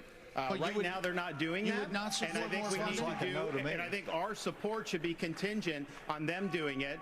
And I would have support in China. Look at Vivek. Dude, he's a psycho. I can't help. I just love it. I love car crash television. You It's would best. not support an increase of funding to Ukraine? I would not. And I think that this is disastrous, that we are protecting against an invasion across somebody else's border when we should use those same military resources to prevent across the invasion of our own southern border here in the United States of America. We are driving Russia further into China's hands. The Russia-China alliance is the single greatest threat we face. And I find it offensive that we have professional politicians on the stage that will make a pilgrimage to Kyiv, to their Pope, Zelensky, without doing the same thing for people in He's saying the same shit I do about Biden. Oh, God. No wonder I love you. I secretly am you, Vivek. First, secure our own border instead of somebody else's. And the reality is, this is also how we project strength by making America strong at home. All right, we heard the names. Governor Christie first. All right, look. I did go to Ukraine, and I went to Ukraine because I wanted to see for myself what Vladimir Putin's army was doing to the free Ukrainian people. And let me tell you, I want you all to look around this arena tonight and imagine that every one of these seats was filled. And if every one of them was filled, there would still be 2,500 more children outside to make over 20,000 who have been abducted, stolen, ripped from their mothers and fathers, and brought back to Russia to be programmed to fight their own families. They have gouged out people's eyes, cut off their ears, and shot people in the back of the head, men, and then gone into those homes and raped the daughters and the wives who were left as widows and orphans. This is the Vladimir Putin. This is the Vladimir Putin who Donald Trump called brilliant and a genius. If we don't stand up against this type of autocratic killing in the world, we will be next.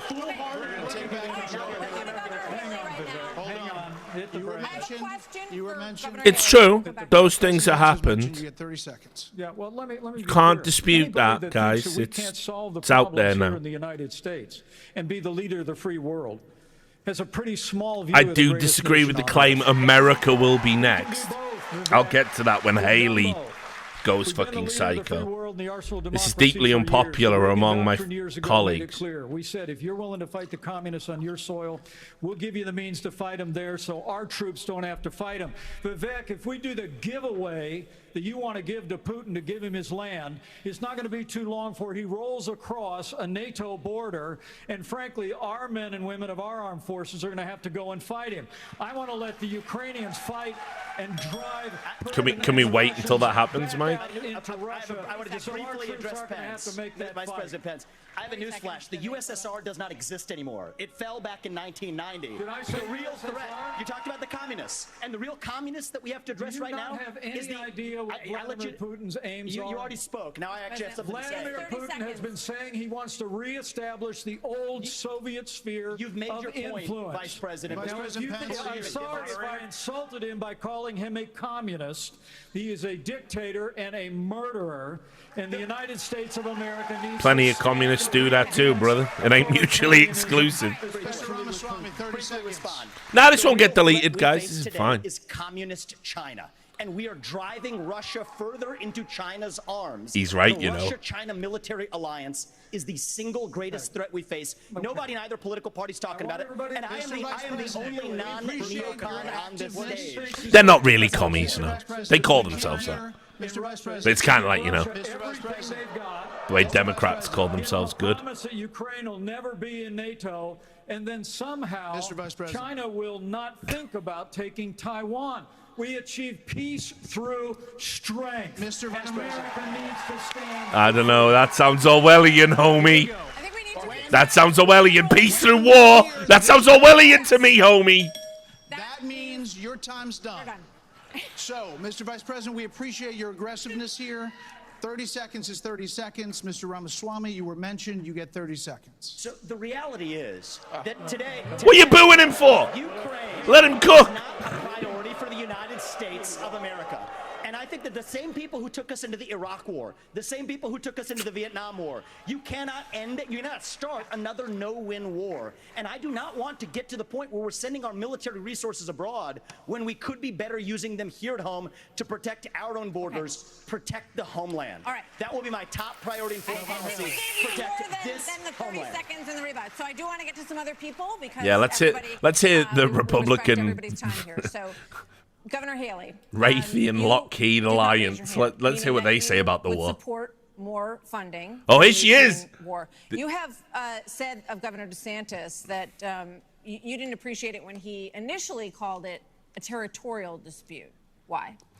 First of all, the American president needs to have moral clarity. They need to know the difference between right and wrong. They need to know the difference between good and evil. Right.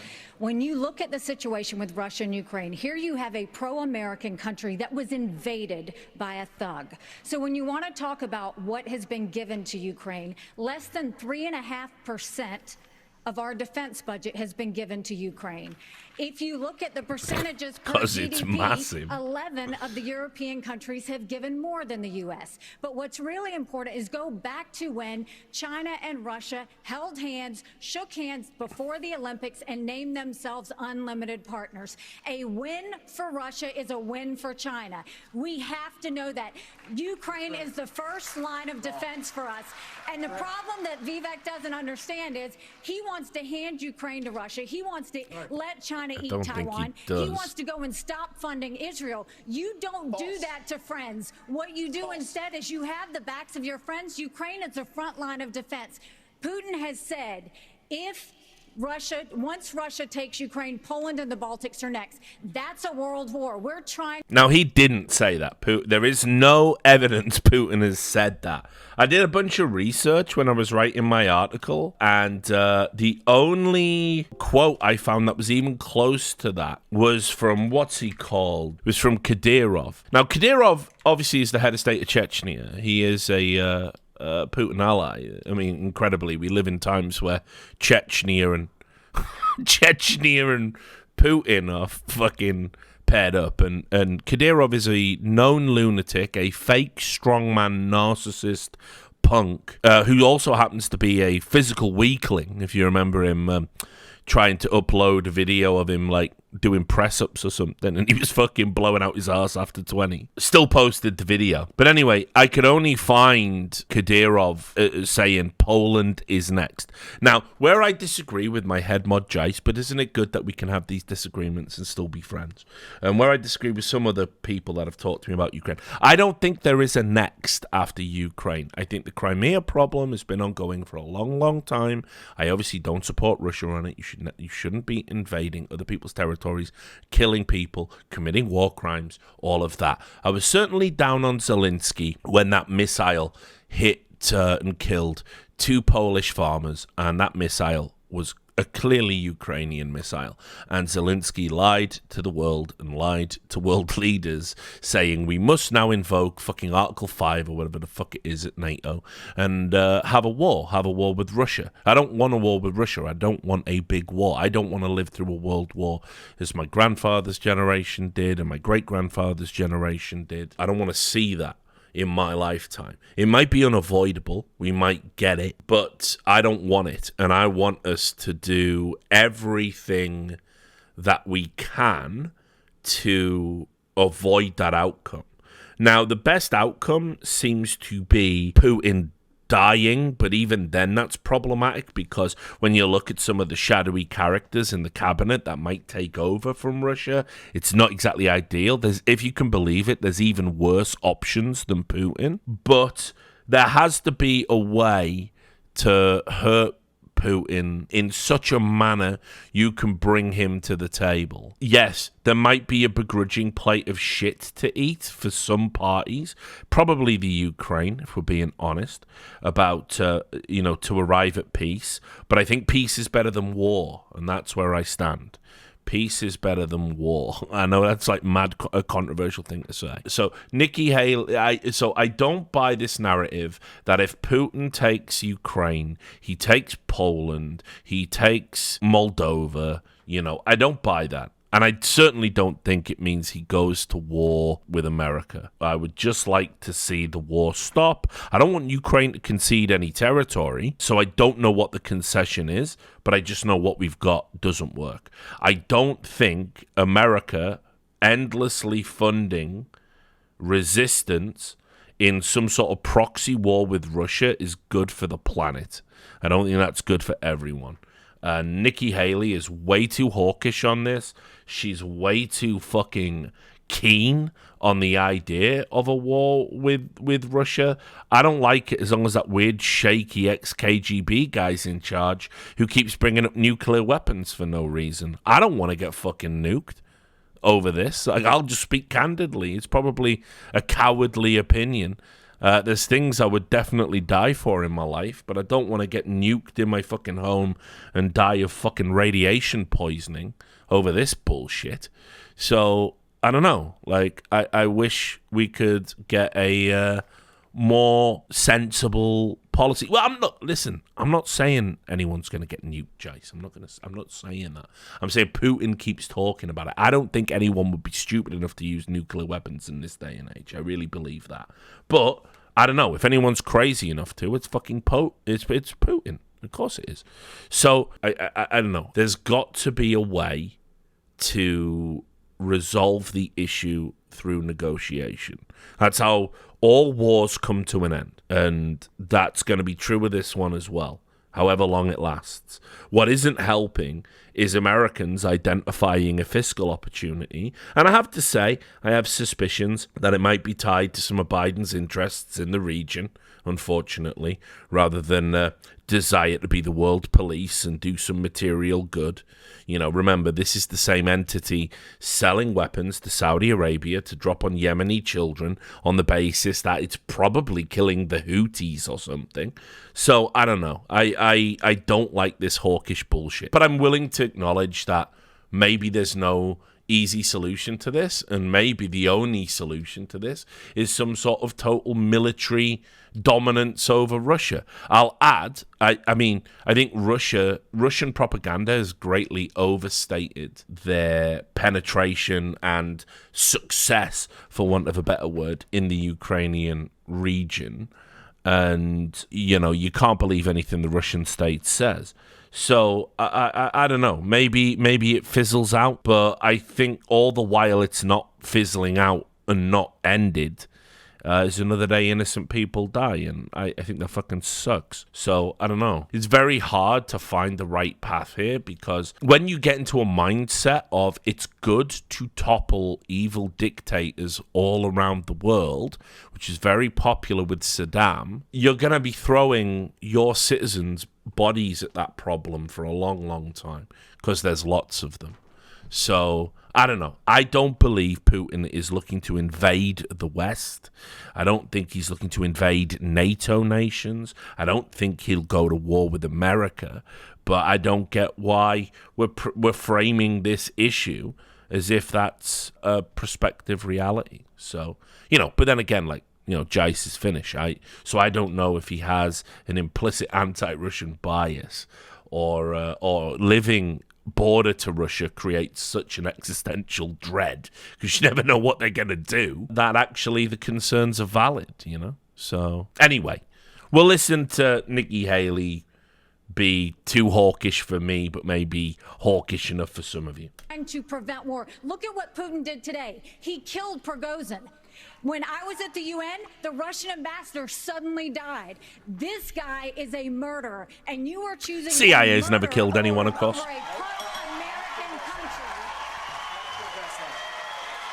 That was whataboutism. First of all, Mr. Ramaswamy, you have 30 seconds. Mr. DeSantis, Nikki, I wish you well in your future career on the boards of Lockheed and Raytheon. I'm not on but the fact of the matter, and Boeing came off of it, but you've been pushing this lie. You've been pushing this lie all week, Nikki. You want to go and defund Israel? You want to okay, let me address that. I'm glad you brought that up. I'm going to address each of those right now. This is the false lies of a professional politician. There you have it. So the reality is, America less safe. You have no foreign policy experience. And this is the problem with it. It's like, I believe the Ukrainian people, it's a just cause, but that's the exact same rhetoric that got America into Vietnam. It makes America more safe. It stops the domino effect, It's like, I don't know, But it's not a client relationship. It is a friendship. And you know what friends do? Friends help each other stand on their own 2 feet. So I will lead Abraham Accords 2.0. I will partner with Israel to make sure Iran never is nuclear armed. But you know what I love about Israel? And I've been there probably in the last 10 years more than most people on this stage. You know what I love about them? I love their border policies. I love their tough on crime policies. I love that they have a national. Don't know about this either. I love the Israeli border policy. And so, yes, I want to learn from the friends that we're supporting. And what puzzles me is, I want to learn from those and apply those to protect our homeland, Nikki. Israel that is the answer. America needs Israel. It's getting hot in here, so take off all your rights. Yeah, I don't know. I don't know about that, Vivek. As President of the United States, your first obligation is to defend our country and its people. And that means you're sending all this money, but you're not doing what we need to do to secure our own border. We have tens of thousands of people who are being killed because, well, we're not handling both. And so I am going to declare it a national emergency. I'm not going to send troops to Ukraine, but I am going to send them to our southern border.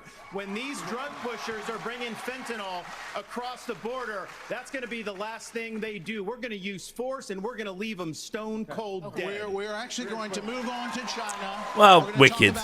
Nice one, Ron. Governor Burgum. China has the biggest navy in the world, the biggest army in the world. Now they have warships off the coast of Alaska. They are stone cold dead. Years, China will have That's how you stop people crossing the border. You gun them. Exactly what Saudi are doing, by the way. 2 sailors accused of spying for China within our military. So the question is, how would you deter China as a president, Burgum? Well, this is the number one issue we're facing. And of course, we haven't been talking about it. And we act like that letting Russia win in the Ukraine is like a gimme as opposed to a gift to China. Russia has become China's gas station. But how would we do it? The Biden administration is a complete fail. China imports 10 million barrels of oil a day, more than any other country in the world. They do not even have all the food they need to feed everybody in that country, so they don't have energy security or food security. But the Biden administration sends Blinken, Yellen over there. they're over there talking. They don't even bring up energy because they're too busy trying to kill the U.S. energy here. And what we need to do is not meetings, not press releases, because something that would send a lot more than a press release is actually Harpoon missiles. We need anti-ship missiles on Taiwan. The way that you have a war. Oh, right, okay. That was just a roundabout way of saying. You have peace through strength. Is that you peace through strength again. Oh, God. And what we peace through strength. Yeah, let's fucking. I can see any ramifications if you start selling anti-ship missiles to Taiwan. That'll go down wicked. That's a great idea. Let's do that. Let's definitely do that. We have to be strong, and we have to be strong both in Ukraine and we can solve the southern border. Absolutely, we can do that. Because guess what? There's only 19,855 authorized people for the Border Patrol, but they're not all staff because the Biden administration doesn't enforce law enforcement. But Biden administration wanted to put 87,000 people in the IRS as opposed to giving the money and the support we need to our own Border Patrol. Okay. I mean, that was a fucking zigzag. That same question. That was Let's holy fire shit. The 87,000 IRS agents and hire or double the number of Border Patrol agents. You gave Tim Scott his statistic, though. Well done, Doug. You did make a positive contribution. Well played. The need of the American people from a national security standpoint is our southern border. Yeah, it has southern led to the border. death of 70,000 Americans because of fentanyl. Plus 6 million illegal crossings since President Biden has taken office, and 200 people on our national security watch list have been caught at our border. How many have not been caught at our southern border? If we just spend $10 we just don't know, Tim. we could finish the wall. For $5 billion more, we could have the military-grade technology to surveil our southern border to stop the flow of fentanyl and save 70,000 Americans a year. That should be. You know what you could also do that would save lives? You could change your archaic draconian drug policies and let people have access to painkillers and drugs that they want to take for a variety of reasons without being criminalized and having to turn to illegal drug dealers that poison them with fentanyl. But what do I know? I'm just a fucking limey shit lib, a libertarian. That's a statistic, but these are sympathizer, sons and daughters, nieces and nephews that we're losing. We've got North Dakota troops. By the way, hang on. Can we just get this in here? I do want to say, I fucking hate politicians talking about the fentanyl crisis because it was massively avoidable. What people need to take inventory of and understand when talking about how we arrive at the fentanyl crisis is that, first of all, when times are hard, diseases of despair go through the roof, depression and addiction and things like, the side effects of this, like cirrhosis and suicides, all of this, they all spike. A lot of people start taking drugs to get through it. So first of all, make a world worth living in, and people won't feel the need to self-medicate to get out of that. America's incapable of doing that, evidently. So then, here's the other thing that they did. Wide-spreading prescription pills that are essentially just morphine on a fucking metabolic level. They have the same structure as, as heroin or medical morphine or whatever, in pill form. The big pharmaceutical companies spend so much money to promote them as new breakthroughs in healthcare. Everyone who's ever had a bust knee, a bad back, toothache can get on these smack fucking pills, right? And they even, and this came out in the resulting court case about them, they even paid military veterans to say that they were non-habit forming, even though that would be impossible for an opiate. They were non-habit forming because they knew fellow veterans generally take a dim view of drug use, and they see heroin as a dirty drug. So they paid veterans to come out as spokespeople for the drug, paid them exorbitant fees to promote Oxy, and say, yeah, it's not habit forming. It's not like those dirty drugs. And keep in mind, by the way, how many veterans do you think need fucking painkillers when they get back from the bullshit? So you create a fucking generation of junkies, and then you investigate the pharmaceutical companies, give them a slap on the wrist, fine, and then you tell doctors, we will now investigate you if you ever prescribe unwarranted pain pills and don't detect addiction-seeking behavior. So now no doctor wants to prescribe Oxy, right? So now you create a bunch of people who had it, were hooked, were addicted, didn't know. And I'm telling you, when I was living in America, I knew a bunch of motherfuckers, the first habit they had, it wasn't like smack or coke, it was pills that they got from the fucking doctors. And then when they got took away from them, they couldn't get them prescribed no more. That's when they went out there, and that's when they started taking these illegal street drugs that are chock-a-block full of fentanyl. I hate the way politicians pretend that drug policy in America hasn't contributed to the fentanyl deaths. It is a complete fabrication. It is a complete lie. Right? And so to just put it all on like Mexican drug traffickers, nah, that ain't the whole fucking story. They need to do a lot of soul searching about drug policy in America. You know, and I do want to fucking put that out there, because I'm not one of these guys. Yeah, ding ding, Richard's on one, ding ding. I'm not one of these guys who believes in like a concept of big pharma, you know, even if I might use it as a throwaway phrase. These are all individual companies that all make individual ethical choices, but there was a full court press on the Oxy stuff, and it's a shameful chapter in American history, and it has led to a number of problems that aren't served by current drug policy, and a number of people losing their lives, that you can't just put those 70,000 deaths on the doorstep of Mexico. That's wrong. That's not accurate at all. So want to put that in there, just to show how woke I am. To the Gulf Coast, trying to stop these transnational criminal organizations. They've got better funding on their side than we've got on our side. Speaking of which, Governor Hutchinson, images from earlier this month, Governor Hutchinson, with Mexico, Vice President Pence, images from earlier this month. Vice President Pence, it really doesn't help. I'm asking a question. Earlier this month, shut up, Pence. Images showed suspected cartel members crossing into Texas with rifles. Do you consider this an invasion? Would you authorize lethal force along that border? There would be lethal force used by the Border Patrol, law enforcement as needed to protect the border. Absolutely. When you look at the military has to be used for intelligence gathering purposes. This is not unusual.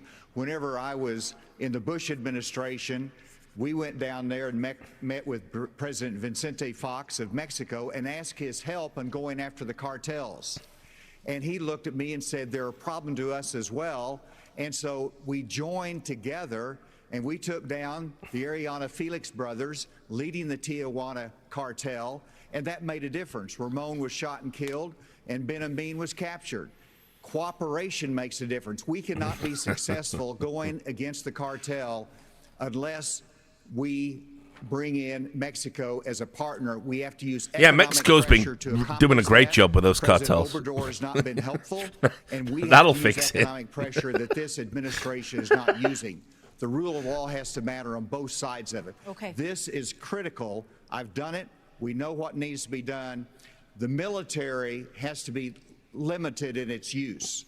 When after 9/11, we had the global war on terror. Oh yeah, that was a protected the border at the that was a same rousing time. success. You can do both. Okay, let's go to Governor DeSantis. So, as president, would you support sending U.S. Special Forces over the border into Mexico to take out fentanyl labs, to take out drug cartel operations? Would you support that kind of American military use? Yes, and I will do it on day one. Here's the thing. The cartels are killing tens of thousands of our fellow citizens. You want to talk about a country in decline? You have the cartels controlling a lot of part of your southern border. We have to reestablish the rule of law, and we have to defend our people. The President of the United States has got to use all available powers as Commander-in-Chief to protect our country and to protect the people. So when they're coming across, yes, we're going to use lethal force. Yes, we reserve the right to operate. How many more tens of thousands are we going to let to die? I am sick. I've met angel moms throughout this country. I met a lady in Texas named Tracy, and her son took one Percocet that was laced with fentanyl, immediately died. That is happening all across this country because of the poison that they are bringing. I hate how he's doing the Joe Biden thing. Like, have you noticed how he's got a story and he remembers everybody's name? You know, like Joe Biden told that story about that dude who told him, wow, Scranton Joe, you've been riding on this train for ages. And then they looked into it and they proved that the guy wasn't even working at the train company when Joe Biden said he was. I just fucking hate that he's always got it. And also, you know, this can happen. You can take one pill that's laced with fentanyl, and difentanyl is an incredibly powerful drug. And certainly just a dab is enough to kill people.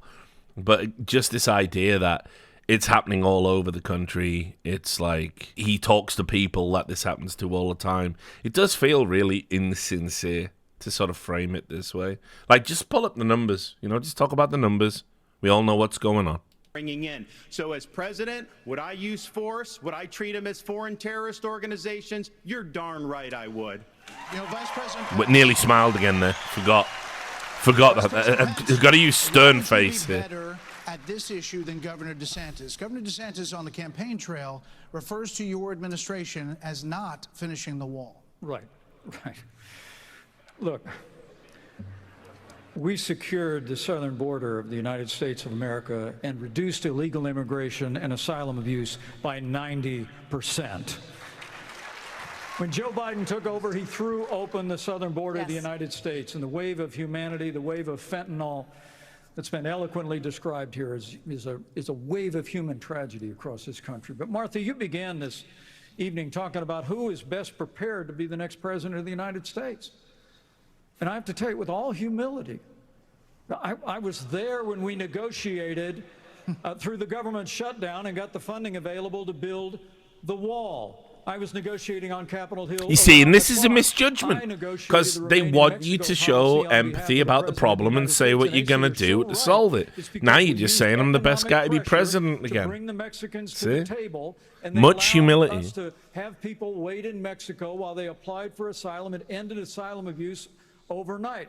We got the Mexicans to deploy their National Guard to their southern border and to our southern border as never before. And I want to promise you, as President of the United States of America, I will engage Mexico the exact same way, and we will partner with the Mexican military, and we will hunt down and destroy the cartels that are claiming lives in the United States. Another one for let's hunt down and destroy the cartels. Is that almost lethal force we're in. Migrants have crossed this border, our southern border, during the Biden administration. So, Governor Christie, what would you do about the 7 million who are here? Isn't there a Mexican cartel called, is it Los Zetas? Los Zetas? Didn't they start out as a Mexican government, like, SWAT team? And they were meant to destroy the cartels? And then... and then they did it for a little bit and went, wait... We've got better guns and equipment. Why don't we just become a fucking cartel? So, like, I don't know, guys. Like, yeah, that's right. They were trained by the U.S. military, but so you are going to. That's not easy. It's like when they say we'll destroy the Mexican cartels and military force. I don't think it's like Sicario, dude. I don't think you have Benicio del Toro just walking into the fucking home of the fucking Don and just doming him and his kids. I don't think it works like that. I think it's going to be a little bit more difficult, dudes. I don't know. Like, I don't know. I will be honest. I don't know much about Mexican crime and the cartels. I do know if you do want to not fuck with them ever. There was that YouTuber that made a joke saying he was. Didn't he say he was in the cartel or something, and then they beheaded him? Like, so, yeah, they take that shit serious out there. So, yeah, I'm you know, but the idea of going to war when you've got cartels that are just like ex-military forces that you at one time trained, I don't know. That can't be good either.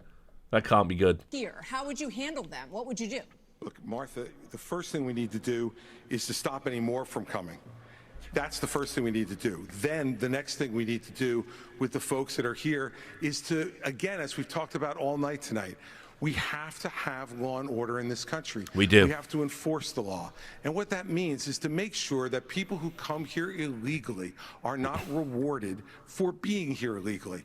We have so many wonderful people from around the world who are waiting in line, following the law to try to come here and pursue the American dream.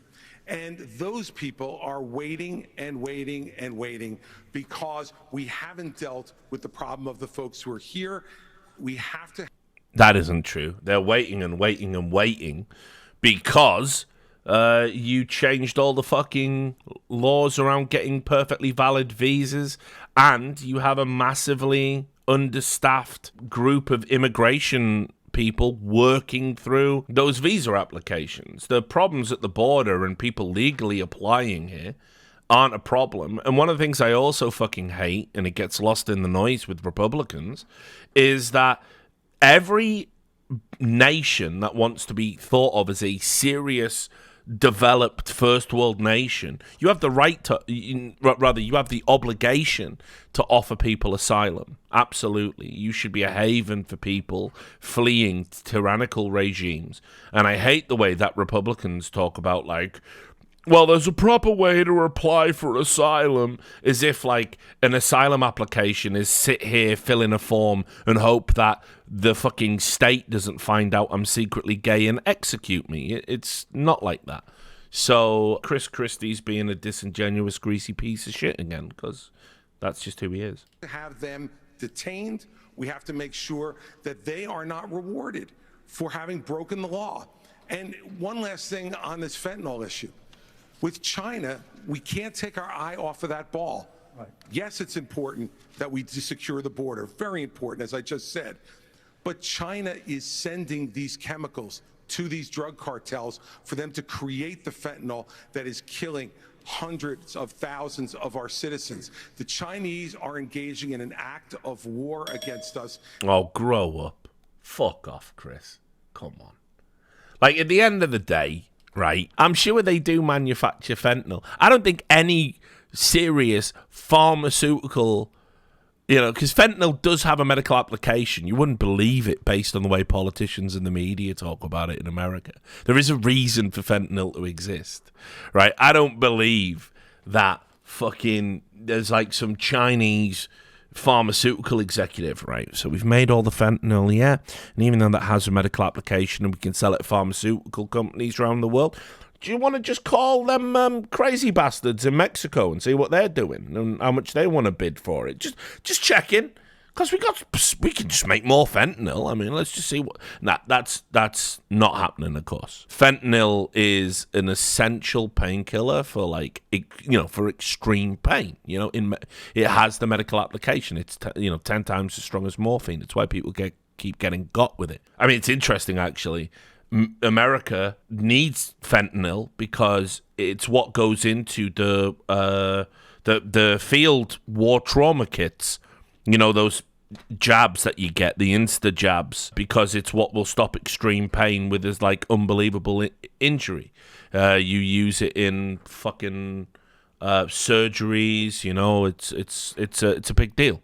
So the idea that there's just some Chinese dude selling it to Mexico completely illegally, rather than it being the typical thing that happens. How do you get oxys in one of them yellow prescribed tubes illegally? How do you get temazepam illegally, right? There's a breakdown in the chain somewhere and somebody takes a little bit for themselves and deals it on the streets.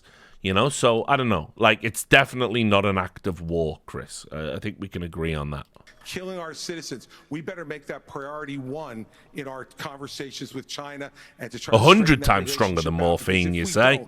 We're going to lose more and more of our Jeepers creepers. Would you send those people back? I only thought 10. Fuck me. I thought it was car fentanyl. That was the 100 times one. So that's probably 1,000 or whatever. Car fentanyl's the one where if you even touch it, it just goes in your bloodstream and wrecks you, doesn't it? Children are not proficient in reading or math after this.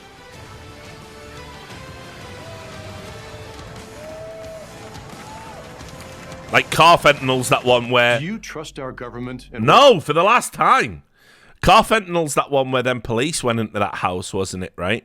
Didn't the police go into that house? They touched what they thought was just drugs, but it was carfentanil, and it was basically like, it's like used as an elephant painkiller or something, and they touched it, and they died after even just touching it. I don't even know if that's true. I don't know if I'm doing a Joe Rogan thing here, where it's like, yeah, and you know what they did? They put litter trays in the classroom. Pull it up, Jamie. Joe, that's a hoax. Was that a fake thing? Was the carfentanil thing fake? There you go. A 12 microgram/hour fentanyl patch is equivalent to 30 milligrams to 60 milligrams of oral morphine in 24 hours. Like, Jesus. Carfentanil is 10,000 times more potent than morphine. Fucking hell, spells. Like, I mean, put it this way. Carfentanil sounds like if you're going to go, like... you know what I mean? Like, if you're going to go, like, fuck it.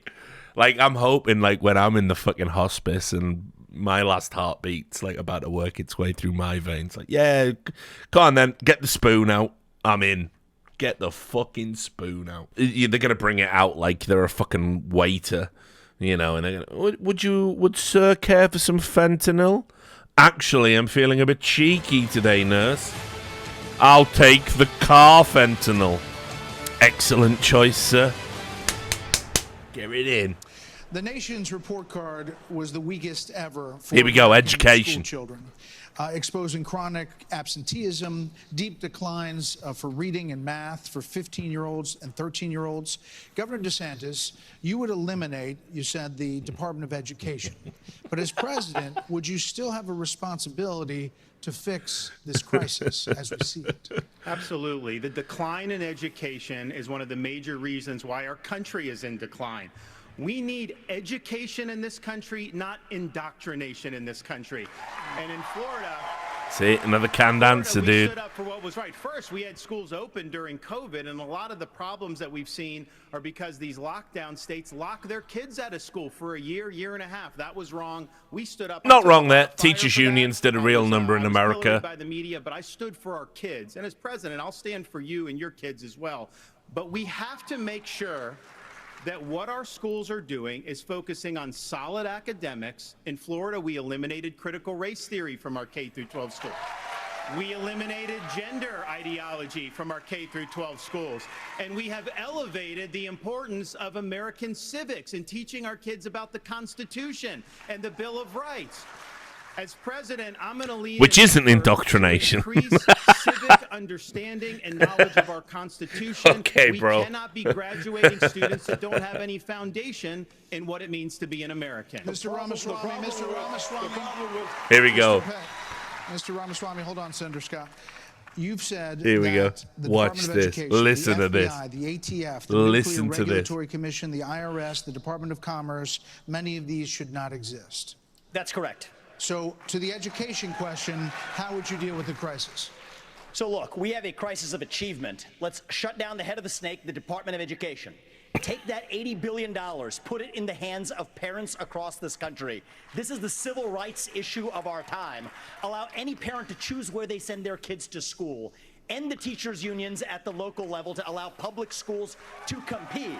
And then revive our national identity where every high school senior should have to pass the same civics test that, frankly, every immigrant, including my mother, had to pass in order to become a citizen of this country. Right, now, what's mad about this is, bros, like, I literally put this in my article. He just described Starship Troopers. He just described what they do in Starship Troopers. Like, you gotta pass a civics test and join the fucking military to fucking be a citizen. Like, for real, otherwise, you know, you're not a citizen. Like, it's fucking wild. It's like, for me, if you're born in a country, you are a citizen of that country. Like, that's baseline. I'm not saying you can't become a citizen of a country. You're like, yeah, do a test, do an exam, do a dance, you know, salute a flag, like, whatever the fuck you have to do. But what the fuck? Like, so he fixes the education system by, first of all, we destroy the education department. We just blow that up overnight. Okay, cool. We take the 80 billion. By the way, you have to be lying. You have to be lying, Quinn. Somebody in the chat just typed, he was on a podcast and said he got the idea from I know you're lying. You are lying. Vivek didn't get the idea from Starship Troopers. He didn't say that. But it would be hilarious if he did. And frightening. And very frightening. But anyway, oh my God. Oh no. He's so confident. He said, I will find it. Okay. So anyway, I want credit for me recognizing that without knowing that, by the way. I love that film. Anyway, so he said he will blow up the fucking education department, right? So the terrible, oh my God, he said it in June 2023. He really did say it. He really did. He really said it. I've just wrote an article saying I kind of like this guy. Okay, listen. Does that make me like him more or less? I don't know, because it was a parody about fascism. I don't know. Nightmare. Okay, right. I'm ignoring it. I'm finishing this thought. So he said, he said he will blow up the education department. By the way, the American education system is in a shambles, particularly after COVID. So he said he's going to blow that up. I don't know if that's a good idea. He said he'd give $80 billion to surely some sort of new reformed education department. The parents. Like, how does that fix anything? We're going to give $80 billion to the parents? Like, what? And then they're going to use that money to pick what schools their kids go to, and then he's going to destroy the unions. Now, listen, teachers' unions are ridiculous in America. Like, I agree. I think some of the union leaders in America, it's one of the last holdout unions. Like, what is it? Is it like them and the fucking Teamsters or something? I don't know. But like, it's like one of the last holdout unions, and it's a sick joke. And they were terrible. They really fucked up. Probably about 2 generations of kids actually with the refusal to go back to work during COVID. They, like, oh, the kids better mask, and if you don't pass mask mandates, we won't be there. Shut the fuck up. You're meant to be an educator. You're meant to want to fucking do it. If you don't want to do it, fuck off, But anyway, I, of course, do support unions. And so he's saying he's going to destroy the unions. And also, if you're born in a country, you shouldn't have to sit an exam to be a citizen, because being a citizen of a country comes with certain freedoms and rights. For example, when I lived in America where I wasn't a citizen, I was just there on a visa, I wasn't protected by the Constitution. I couldn't own a gun. I wanted to, right? But I couldn't. I wanted to enjoy totally almost unqualified free speech rights, under the First Amendment, but I couldn't. I wouldn't have got that. I would have been held accountable to the British standard. I wouldn't have had a constitutionally protected right to do the types of journalism I did. So this is mental. This is like say this is the craziest thing he's ever said, and he's getting rapturous applause for it. Cue Natalie Portman memes.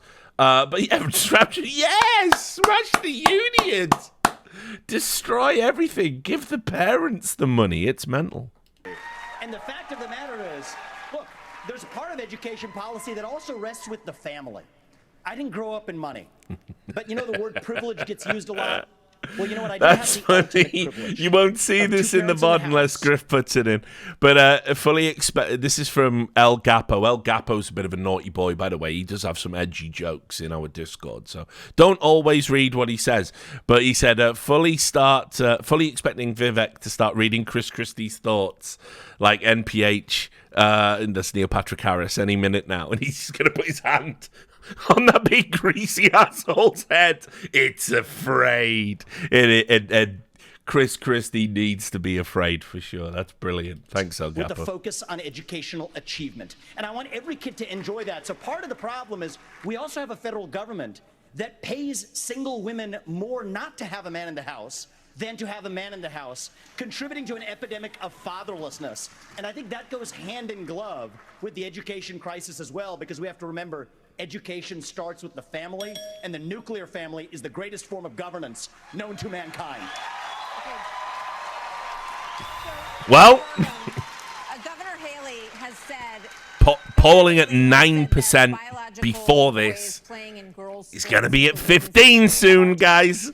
You said that even Here though you comes the signed a Vivek ban train. on this in North Dakota, that there hadn't been one instance where it was actually needed. Are you saying that you think that too much is made of this issue? No, I'm saying in North Dakota, we made a priority of protecting women's sports, and we've done that in our state. But I would absolutely do that. But I do think when we start talking about education and we think that we're going to have a federal government one-size-fits-all, we're just completely losing track of the fact that education differs by states. Some school districts are doing a fantastic job, some less so. But the idea that every school district, state, and every teacher is somehow indoctrinating people is just false. You know, when I was building a company from scratch, you know, with small town kids, and we went, you know, grew up in a town of 300, but we built a global company in 132 countries with over 100,000 customers. We listened to those customers. We spent time with them. We talked to them. We did that. And as governor, well, education is one of the biggest part of a state budget. So as a governor, I shadow a student. I don't, the night before I find out the student finds out, I'm going to go to every class with them. I don't sit and lecture school districts how to do it. I go and see the experience. And there's a lot of things that have to change. But what needs to change in education is it's innovation. We're doing it the same way we did it 50 years ago with innovation, not regulation. I would get rid of the Department of Education. I would give block grants to schools, but I'd give them on merit based on who's doing the most innovative. I just got done holding the 7th annual Governor's Conference on Innovation Education. You should see what the people are doing when you cut loose the red tape, get the burden off their back. They care. Teachers in this country, the vast majority of them care about those kids. They're working in low-paying jobs, and they're fighting for those kids and their families. Governor Haley, you said that this is the women's issue of our time. First, I'll tell you, as you know, as a parent, the one thing you want is for your child to have a better life than you did. And we can talk about all of these things, and there's a lot of crazy woke things happening in schools, but we've got to get these kids reading. If a child can't read by 3rd grade, they're 4 times less likely to graduate high school. So This is her solution. Bring in reading remediation all over this country. We need transparency. Just get them reading. Parents should never have to wonder what's being said or taught to their children in the Simple as that, guys. Parents need to be deciding which schools their kids go to because they know best. What I love about the blind spot on this issue, and I think it's a blind spot that both sides of the aisle have in America, is that your educational system is woefully ill-equipped to deal with differently abled kids. I mean, seriously. Like in most other Western nations around the world, we are way better at identifying dyslexia, types of dyspraxia, types of autism, autistic spectrum disorders, behavioral difficulties. In America, it all seems to fall under like, oh, he must just have ADHD or some shit if you're disruptive. And there's a lot of kids, that they're not incapable of doing these things. They just don't have a system that enables them to do these things. And when you say, like, just read, lol, like that is, like, if you're a parent and your kid's going to school and you're engaging with the school system and you're going, yeah, they just have to read. That is like what I grew up with. I grew up in a time when dyslexia was considered a skive, is what we would call it, a way to get out of work. Like seriously, I've heard teachers say dyslexic more like bone idle. And fortunately in Britain we've really come on leaps and bounds in being able to identify these things because, as someone who's worked in a school for children who are developmentally challenged, that's the greatest failing of the American system, I think, is that when they're very, very young, we're not correctly identifying how to help them achieve the most that they can realistically achieve. There's other problems with the education system in America. They're definitely right to say it's anachronistic. I think all Western education systems are very anachronistic. Not all of them, but the ones I've been exposed to, certainly. This idea, the way we do a curriculum, the way you're supposed to have it all figured out by 16, the way that certain subjects are valued as being absolutely essential and other ones aren't. And then we tell people, but by the way, if you can't consistently achieve above a C grade in everything, you're on the educational scrap heap by 16. This isn't helpful for anybody. Not to mention the tremendous pressure we put on young people through exam culture. So there's a lot to change. But trust me, like, kids love anything that engages them. And I think if you look at like cultural explosions like Harry Potter, for example, it got kids reading again. It made it cool to read. But I think anything that's exciting and tickles the imagination, kids will gravitate towards it. I don't think kids aren't reading, because fuck reading, Like, it's not because of a general lack of encouragement. I think it's more like there's a number of other failings that happened before that. There's parenting. I think, unfortunately, a lot of working class parents are stretched to breaking point. They can't afford to have they might not have an extended family. They can't afford nannies. They don't get to spend time with their kids. They're being worked longer hours. They get less holiday time. And a lot of exhausted parents will just sit a kid in front of an iPad or a laptop or the TV still. And it sucks. But, Nikki Haley's so far behind. I'm not a parent and I'll never be a parent. But she's so far behind where the problem's at to come on a national debate stage and say, just read lol. That's the solution to the education problems in America is fucking embarrassing, frankly. And let's put vocational classes back into the high schools. Let's teach our kids to build things again. Wicked. When we do that and we allow that innovation, that's when it'll get back. And yes, I will always say I'm going to fight for girls all day long because strong girls become strong women become strong leaders, and biological boys don't belong in the locker rooms of any of our girls. Another point on education. We're going to start. Just throw that in at the end, I guess. The first question is going to go to you, Vice President. So this is a lightning round of questions, 30-second answers, please. President Biden will be 82 years old on Inauguration Day. Nearly 70% of Americans say that he is too old to serve.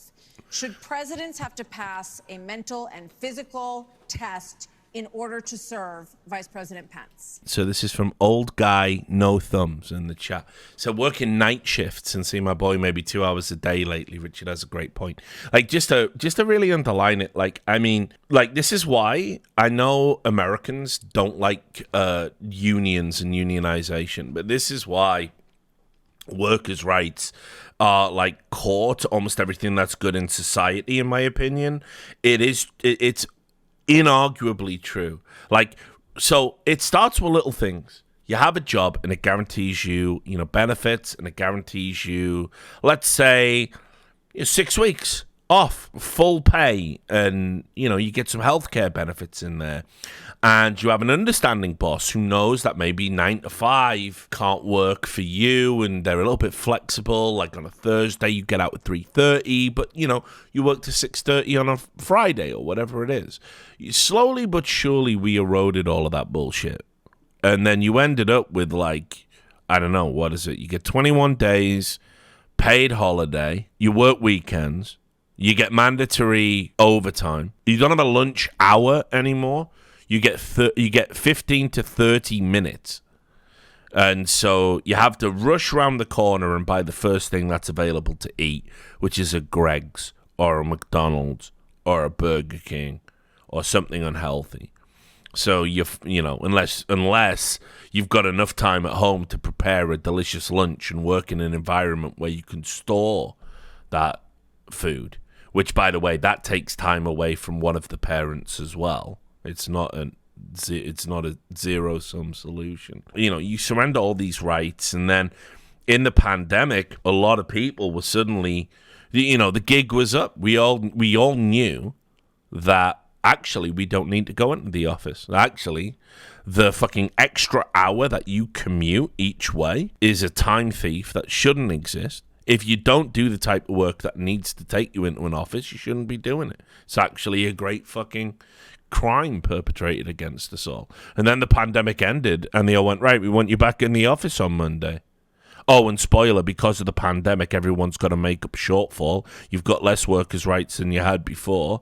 We've laid off a bunch of you. Like it's dreadful. And you know, I know I got friends who are going through the same thing. They spend barely any time with their kids, and it's fucking wild that we don't have a more compassionate workforce. And it's worse in America. It's really bad. You know, it's funny talking about this streaming on Twitch. Because I don't know if you guys remember, but remember when there was a Twitch blackout to protest? I did a stream and I took like testimonials from Twitch workers, and I did a stream where I read those testimonials out on the day of the blackout. It's sort of not my stream, but just a general pushback, inadvertently led to Twitch was running Amazon union busting ads on this platform, if you can believe it, saying don't sign up to a union, guys. Because if you do, you won't get all the cool stuff Amazon will offer you. Like, holy shit. So this is why you've got to be engaged in, like, workers' rights. Because it bleeds into everything. The more time you're working, the less time you're spending with family. The less time you're spending on personal development. The less energy you have. The less health you have. It really we need to get back to the fuck you, pay me attitude we used to have. The work to rule attitude. If they're paying you for 8 hours of labor, and you, let's say, for example, you're in a call center, and you've done your 8 hours, and you get that difficult phone call coming in at 1 minute, you know, bang on, you know, 5 o'clock or 1 minute past 5, I'm hanging up and I'm walking away. Fuck you. Pay somebody else to deal with that shit, because you've paid me to do what I'm supposed to do. I don't want a WhatsApp message off a boss or a text message telling me to come in. Fuck you. You paid me for 8 hours. You got that. Leave me alone. And we've let the border of what's acceptable for employers to do, we've just let that blur and merge and mesh and smear, and it's a nightmare now. That's why strong unions are good. Because it's going to enable you to, you know, who doesn't want more time with their kids? Who doesn't want more time at home? Who doesn't want to just do an honest day's work as agreed upon for an honest day's pay without any fucking bells or whistles? That's it. And it's bullshit what your employers do. It really is. You shouldn't allow it. You shouldn't tolerate it. Anyone who's anti-union is you're an enemy to yourself. Well, it might be a good idea to have everybody in Washington, D.C. pass a mental. Best thing he said all event. They're asking about cognitive tests for American presidents. Can make those judgments. And guess what? He said no. I'm president of the United States because we don't need a president who's too old, and we don't need a president who's too young. We need a president who's Vivek. We need a president who knows how Congress works, how the White House works, how states work. And on this education issue, Martha, I was fighting against No Child Left Behind when Republicans were doubling the Department of Education. I'll also shut down the federal Department of Education. And when I was governor, we doubled the size of the largest school choice program in America. And we'll give school choice to every family in America when I'm in the White House. This is a lightning round, Mr. Ramaswamy. I think you were mentioned there. You're 38. You're the youngest on the stage.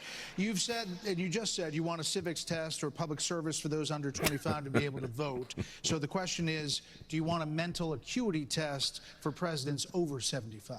I believe in the people of this country to tell the difference between somebody who's an automaton and somebody who's actually a thinking agent in the White House, which we don't have in there today. And I will tell you, I want to address Vice President Pence's comment. I think we do need somebody of a different generation to lead this nation forward. Look at the way I've run this campaign. I mean, he ain't wrong about that, guys. Chicago to Kensington, in the middle of Philadelphia, where traditional Republican candidates don't go.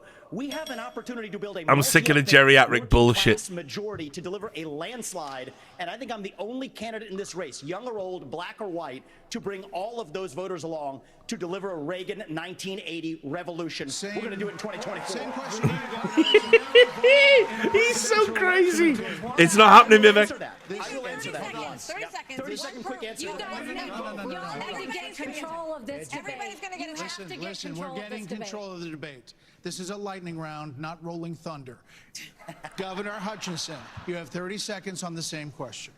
On education, first of all, look at Arkansas. We have to compete with China. I built computer science education. We led the nation in Notorious computer science rival of education, China, going from Arkansas. 1,100 students to 23,000 students taking it. This is how you compete with China. I think someone As slipped him a President of the blood United vial States, in the break. You I see how will he's got a make bit sure more we go colour from in his cheeks? 51% of our schools offering computer science. Thank you, to Renfield. every school in rural I areas will and ace urban the areas debate now. offering computer science for the benefit of our kids, and we can compete with China in terms of technology. Wicked, great, brilliant. This is coming to China. we're trying to do a quick round of different topics here. So, Senator Scott, faith is on decline in this country. Oh, don't ask him a question about faith. You know he's going to say, I'm a good South Carolina. In changing that. I love my church. He always does this. Founded upon the Judeo-Christian values that has made this the greatest nation on God's green earth. I'm a big believer in Ephesians 3:20 that God is able to do exceedingly abundantly above Thanks a lot, all that we ask or imagine. Okloptus. Our responsibility Okloptus. should be to model the behavior Love you, first-time we chatters. want Thank you. others to follow. On education, the only way we change education in this nation is to break the backs of the teachers' unions. They're standing in the doorhouse of our kids, locking them into failing schools. Do you remember when Jesus broke the backs of the unions? You remember when he went in and said, I will make spinals out of all of you? Do you remember that? You remember that powerful message in the New Testament? Inspired by September 11th, and I deployed to Iraq alongside U.S. Navy SEALs in places like Fallujah, Ramadi, and it's something He was that a I lawyer. think has taught me, when you go in that type of environment, anything you have, your personal agenda, you check it at the door. You go there, and it's about focusing on the mission above all else. And guys come together, and they get it done. And that's how I would view being the President of the United States. It's not about me. It's not about all these other side issues. My sole focus will be on your future and reversing this country's decline. Okay, now for something a little out of this world. Yeah, you can DM me on Twitter. It's wide open, Grimscar. It's good to see you again, by the way, brother. It's been a while. Encounters. I get the UFO question? Yeah, you do. Come on, man. But okay, we've been hearing a lot of testimony in Congress, and people are taking this a lot more seriously. And we're hearing that, You gotta laugh. Christie's a comedic genius. Like, really. Him and Vivek. Governor Christie, would you He's a piece of shit, but it's funny, dude. American people about what the government knows about these possible encounters? Martha, and especially coming from a woman from New Jersey, I think it's horrible that just because I'm from New Jersey, you asked me about unidentified flying objects and Martians.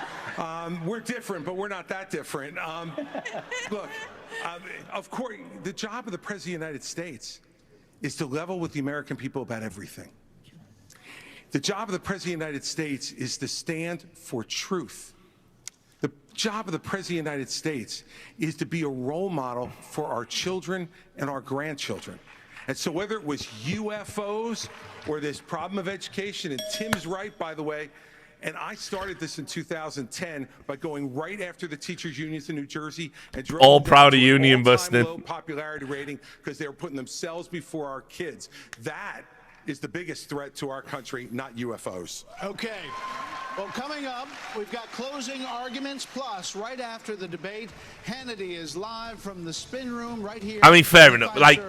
Forum with reaction from all the candidates. Oh, look at this. As soon as they.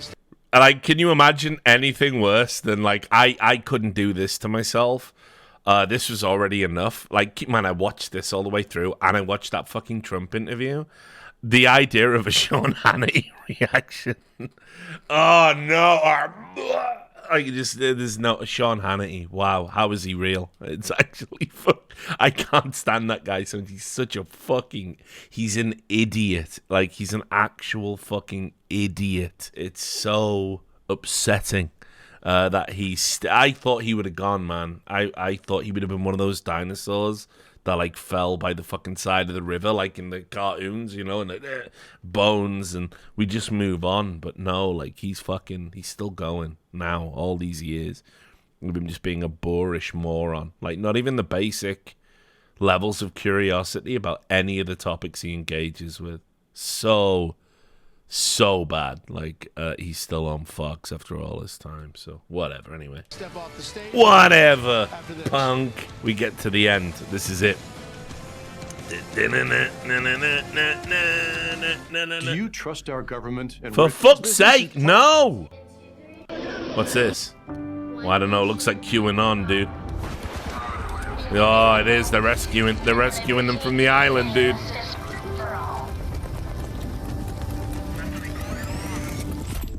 There you go. Black Rifle Coffee Does Company. the thought of losing your hard-earned retirement savings to DC's reckless spending scare the heck out of you? It didn't until you started fucking talking. Can they get that shit? Whatever, bro. I ain't got time for this. 20 years ago, 70% of American adults said they were extremely proud to be an American. That number has now plummeted to just 39%. In his pitch to get to the Oval Office, President Reagan called America the shining city on a hill, a beacon of hope and optimism. So in your closing statement I will get please that, Chase. tell I will get American that. That's a voters banger. That's why great. you are the person who can inspire this nation to a better day. These are 45 seconds. Whoever made and we that, begin I with love Governor you. Burgum. I understand why America's hurting. Biden's inflation is choking us. I grew up in a small town. My dad died when I was a freshman in high school. My mom, widow of 3, went Man, back to buzzkill. work. Every job I had Yash growing my up mellow, dude. was one where I took a shower at the end of the day, not at the beginning of the day. Our cities are less safe because of the fentanyl pouring into this country. Our economy is being crushed by Biden's energy policies, which are raising the cost of every product you buy, not just the gasoline at the pump. One thing that I'll do as president, I'll secure the border. I'll get this economy sprinting, not crawling like it is right now. And I would say that other thing is for sure, when I'm on a horseback in the Badlands of North Dakota, it looks like the horizon is just limitless. And when you can almost see beyond that horizon, you can see that this great country, our future is unlimited. But we've got to focus on innovation, not regulation. We've got to cut the red tape. We've got to drive ourselves forward. The way we win the Cold War with China is by growing our economy and through innovation. And I like, dude, like, he's having a stroke, dude. Like, ding ding, we're trying to do you a favor. Shut the fuck up. You're already going nowhere. You're already not gonna fucking. You're not even a serious candidate. As we're gonna get to at the end when we wrap up this stream, there were some people who were like, "Yeah, he did better than Vivek." Like, I think was that the New York Post? New York Times. Let me see, actually. No, it wasn't. It wasn't the New York Times. But they have him and Vivek real close in their ratings. And he's like, dude, like, just make a point. Like, just make 1 point per answer. Like, that would be my advice to you moving forward, because you're totally going to watch this. Just make a point, maybe. Don't make all the points all at once. Like, you literally went from being like, I grew up, my dad was passed away, and it was hard, and now China, and when I'm riding on my horse in Dakota, I look at the horizon and hear some poetry, but I've not quite landed the metaphor. Like, just fucking chill, homie. Like, just make a point. as president, I will bring out the best of America. I will improve every American life. Well, we hope you're back on your horse soon, Governor. Love you, but yeah. Governor Hutchinson? Nice. Our nation is in trouble, and it's in trouble because of failed leadership. And not enough blood to drink. Sweet, sweet blood. I need some blood. And the solution is not 4 more years of Joseph Biden. It's 4 more years of blood.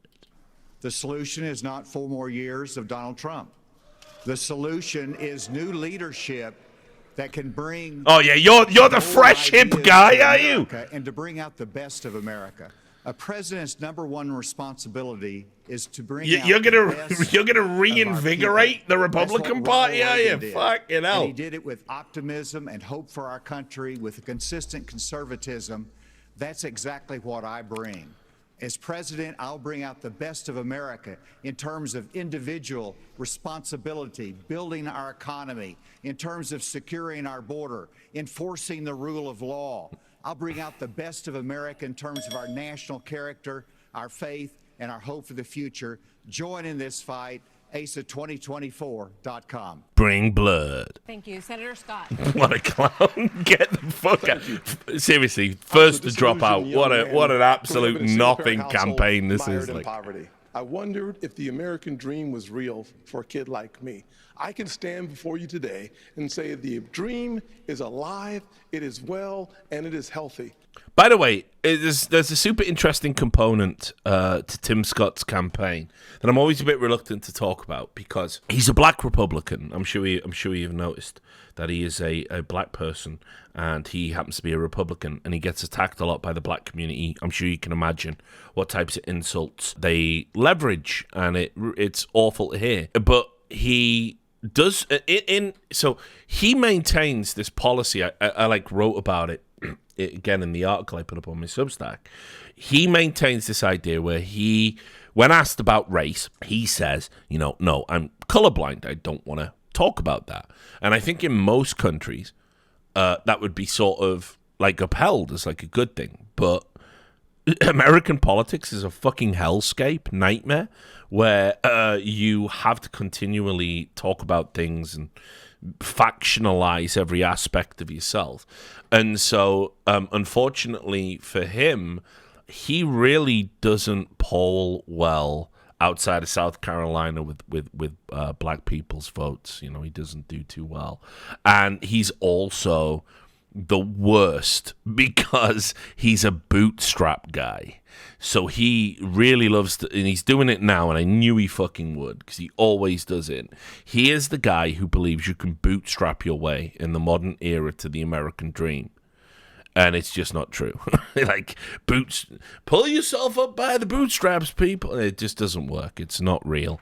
Hasn't been real for a long, long time. So yeah, it's like, I don't dislike Tim Scott. Like, I don't think he's just a nothing candidate, unfortunately. Like, and he could be a lot more, I think. But he just likes being a fucking wealthy Republican too much to really roll the dice and take a few risks, in terms of how he campaigns. And he does this all the time. I had the good fortune of a mom who works 16-hour days, making sure we have food on our tables. She taught me that if you're able-bodied in America, you work. If you take out a loan, you pay it back. If you commit a violent crime, you go to jail. And if God made you a man, you play sports against men. See what he did there to get that in? I'm Tim Scott. I'm asking you for your vote, and if you're in Iowa, I'm asking you to caucus for me. You can go to votetimscott.com for more information or to make a contribution. Governor Christie. Thank you, Brett. Thank you, Martha. Look, everybody on this stage wants to be the next president of the United States. And the only way that's going to happen is if we beat Joe Biden. I'm the only one on this stage who's ever beaten a Democratic incumbent in an election. I did it in a deep blue state, being outspoken 3-1. Beating a Democratic incumbent is not easy. The last Democratic incumbent president who was defeated was Jimmy Carter.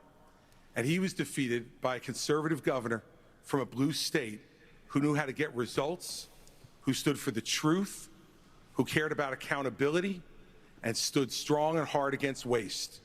Those are the very things that I did in my 8 years as governor of New Jersey, and it's exactly what I'll do as president of the United States.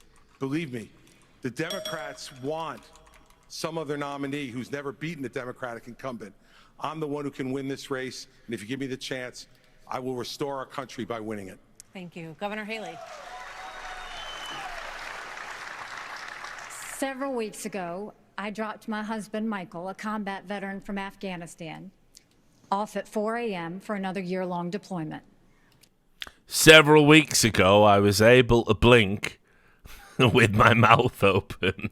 But the Botox and extensive surgery I've had have since rendered that impossible. Do continue, Nikki. Sorry. Do continue.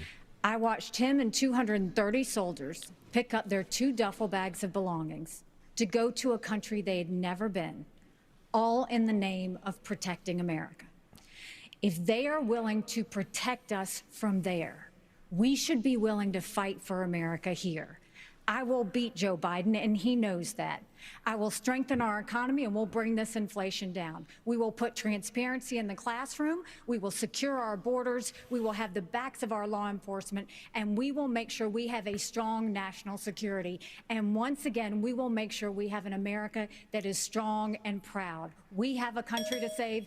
Join us. Go to NikkiHaley.com, and let's get it done. Vice President Pence. Oh my God, here we go. Pensy. Thank you, Brad and Martha, for this evening. It's an honor to be here. Joe Biden has weakened America at home and abroad. The disastrous withdrawal from Afghanistan, their war on energy. He does look like an elf. You are right, Chase. Launched the worst inflation in 40 yeah, years. Got elfy The ears are elf-like, aren't they? They're very elven. And the American people have had enough. But I know we can bring it back. He does. But different times who's that? Who's that motherfucker in the Hobbit? The Republican Party in the Hobbit movies.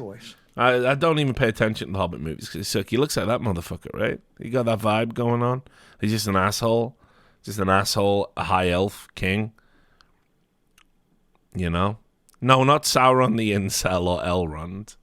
Hugo Weaving, literally wearing a weave in the movie. No, the other dude. The dude. They have the fight at the end. Is it Thranduil? Thranduil? Okay. Yeah, he's got some of that going on. You know what I mean? Pencil ass. We can call him that. Oh, Jace has sent me a link. Let's open it. It's safe. I mean... The adoring fan from fucking Oblivion, dog. Like, yeah, I don't know. Maybe, yeah, he has got some of that. Anyway, no, he has got some high elf vibes, actually. Nothing he says is high elf or high energy, though. He's proven leadership. He's just at the national level. An anachronism. anachronism. Move a conservative agenda forward. We proved in the Trump-Pence years you can turn this country around faster than you can imagine. And I have faith we will again. Because I have faith in the American people. There was an adoring fan in New Vegas. I know they're bringing it back in Starfield. There was an adoring fan in New Vegas, wasn't there? If you did the oh no, wait, it is New. No, which one has the antagonizer? You know when you go to the place and there's a dude. Yeah, 3. My bad. Sorry, it's all blurred into one down the years. Yeah, 3. Yeah. There's an adoring fan if you put on the costume of the antagonizer or the mechanist. Yeah, because they brought that shit back in 4. That's right. So if you wear the costume, you can get the adoring fan. Like, will run up to you. I remember that happened to me once, and I bribed them for. Demanded money for an autograph. It was very cool. Good, decent, hard-working, faith-filled, idealistic people of this country, and I have faith that God is not done with America yet. And if we renew our faith in one another and renew our faith in Him, who has ever guided this nation since we arrived on these wilderness shores, I know the best days for the greatest nation on earth are yet to come. Thank you. Mr. Ramaswamy. I was born in 1985, and I grew up into a generation where we were taught to celebrate our diversity and our differences so much that we forgot all of the ways we are really just the same as Americans, bound by a common set of ideals that set this nation into motion in 1776. And this is our moment to revive those common ideals. God is real. There are 2 genders. Fossil fuels are a requirement for human prosperity. Reverse racism is racism. An open border is not a border. Parents determine the education of their children. The nuclear family is the greatest form of governance known to man. Capitalism lifts us up from poverty. There are 3 branches of government, not 4. And the U.S. Constitution, it is the strongest guarantor of freedom in human history. That is what won us the American Revolution. That is what will win us the revolution of 2024. Thanks for letting me introduce myself tonight. Thank you. Like, I don't know, guys. He did sort of crush it. Dude. And look, Rod. Governor? Yeah, look, Governor. This is our time forgot. for choosing. We will send Joe Biden back to his basement, and we will reverse the decline of this country. Full circle. I'm a blue-collar kid. I worked minimum wage jobs to be able to make ends meet. I understand the importance of the American dream, and I know how that's... I don't even know if that's true. I want to say, didn't I read a report somewhere where it was like Ron DeSantis, like, yeah, he had summer jobs like most normal kids, but he is from like an insanely affluent family, right? Like, yeah. I think he's just full of shit. I mean, they're all full of shit. You know, Joe Biden's out there, isn't he? Like, hey, Jack, so, yeah, your child burnt to death in this Maui fire. Did I ever tell you about the time I nearly lost my 67 Corvette? Yeah, don't step over there, Jack. The soil's hot. Like, it's actually insane, you know, how out of touch. Like, the whole political class is a disgrace. But, yeah, I mean, listen, as I said, I think DeSantis it's not a nightmare. I know some of you might disagree. I think he's the second best speaker on the night. Maybe you could put Haley ahead of him. Maybe not. It goes Vivek, Ron, Haley for me. And then, you know, maybe Pence and, you know, it doesn't really matter. None of them are serious candidates anyway. So, yeah. But Ron didn't do great. Like, everybody wanted him to blow everyone else out the fucking water, and Vivek just did that. Slipped away from so many millions of Americans will restore it. I'm a veteran who served in Iraq. I know what it means to put service above self. I'm also a dad and a husband to 6'5" and 3-year-old. I understand the importance of protecting parents' rights and the well-being of our children. In Florida, we showed it could be done. And this is new territory, the debate stage. I mean, it's new territory for Vivek too. 2024 is but at the end of the day, like I think he felt the weight here, and it was a not great performance, and he is mega awkward here. It'll be better second time out. I think you'll get more out of Ron next time. Thank you to all the candidates on the stage tonight, and thank you to Milwaukee. Thank you, everybody. We will see you on the campaign trail from debates to primaries to the general Won't you election and just? the conventions before that. Thanks for joining us. Sean Hannity from the Spin Room starts right now. Take it away. And God forbid I watch that for even a fucking second. So yeah, that was the primary. Now, to answer the questions that have come up in the chat. Yes, I did watch straight after this. You know what I did? As if I hadn't fucked my mind enough. I hate myself, guys. I watched the full Tucker Trump interview, and I'm not staying up to watch that with you now, but I did. I watched it, and Trump doesn't do good interviews anymore, guys.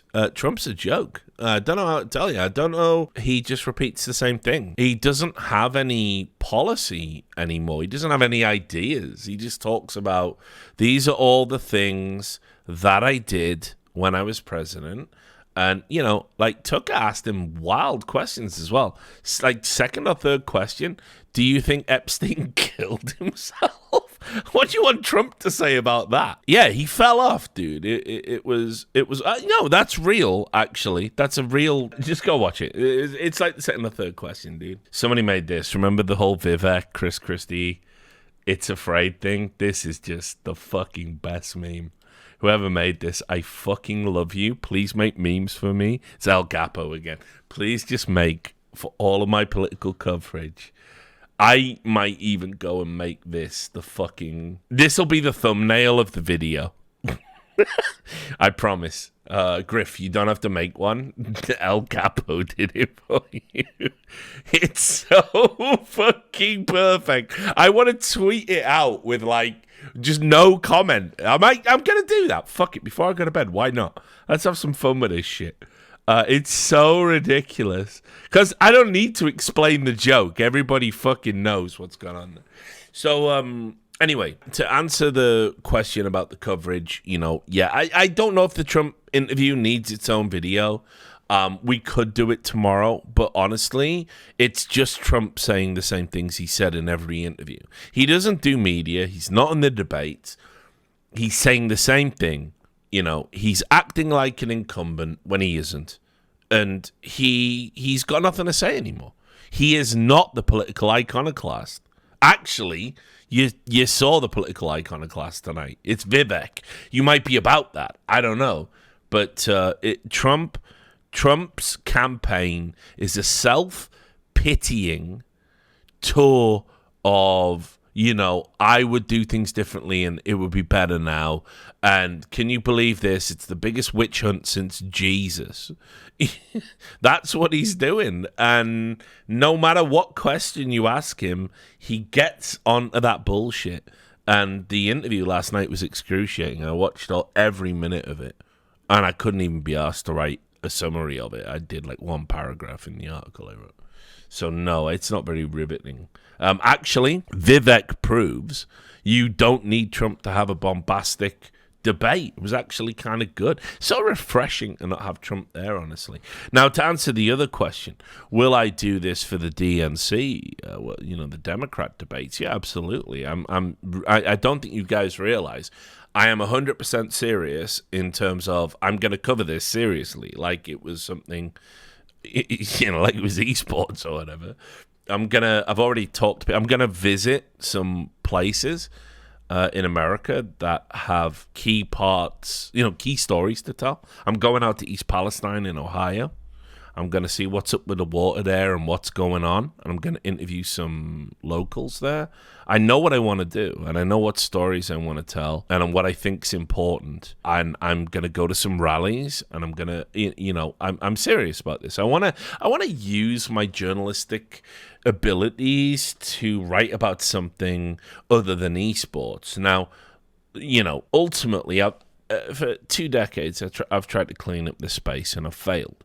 I fought and I lost. I've done it for a long time, and I got another fucking big story coming out about NIP tomorrow or the day after. And I'm going to keep trying to clean this up as much as I can. But as I said, I'm probably going to stand down from the ESL Esports Awards panels. I don't want to do anything except review CS2.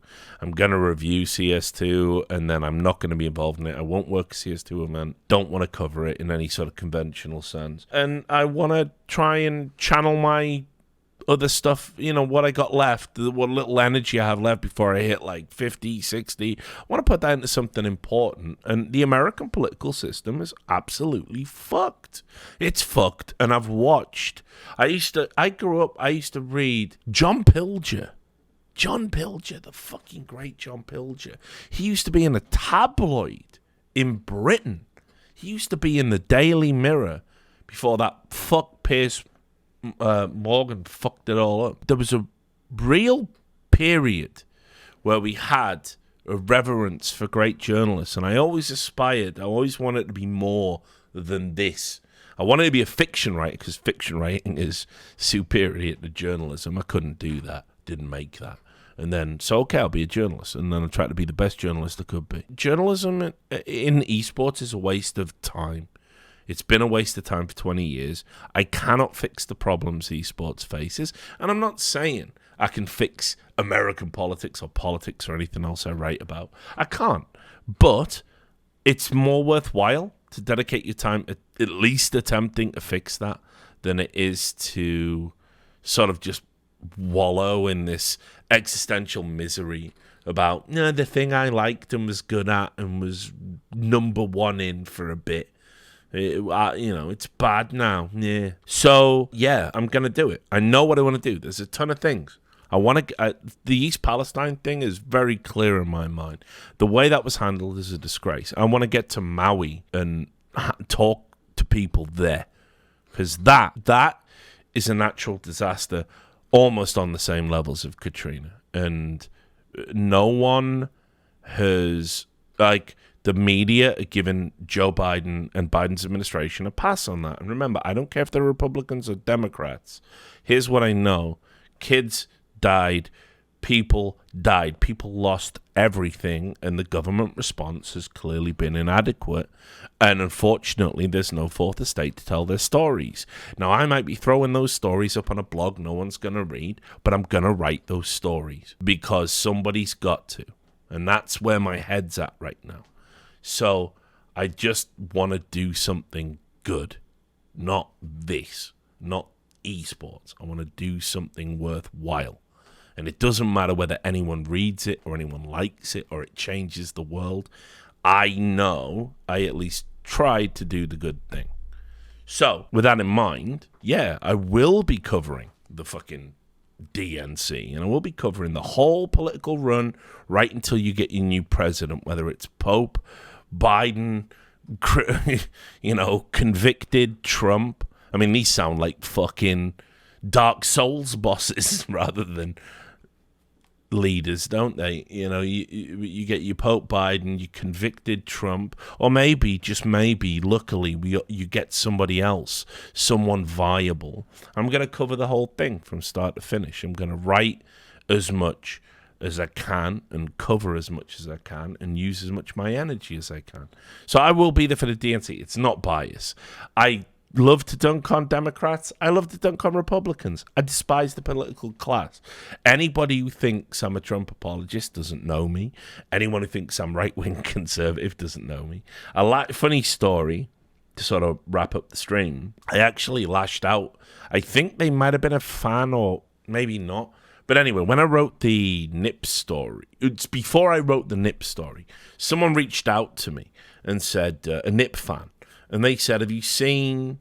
In fact, I'll bring up the DMs, and I won't show their name for obvious reasons, because I don't want them being harassed or bothered. I was having a bad day, so I lashed out. I was a bit of an asshole, and I'm not trying to be that guy. Anyway, they sent me a message, and they said, hey, man, I'm an obvious Nip fan, because, you know, they've got all the Nip stuff in their bio and that. So I'm probably already not one of your top people ever. Spoiler, I don't hate the fans who support these entities. I wish fans were smarter, but it's like, it's not your fault if Nip does something bad or TSM does something bad or whatever.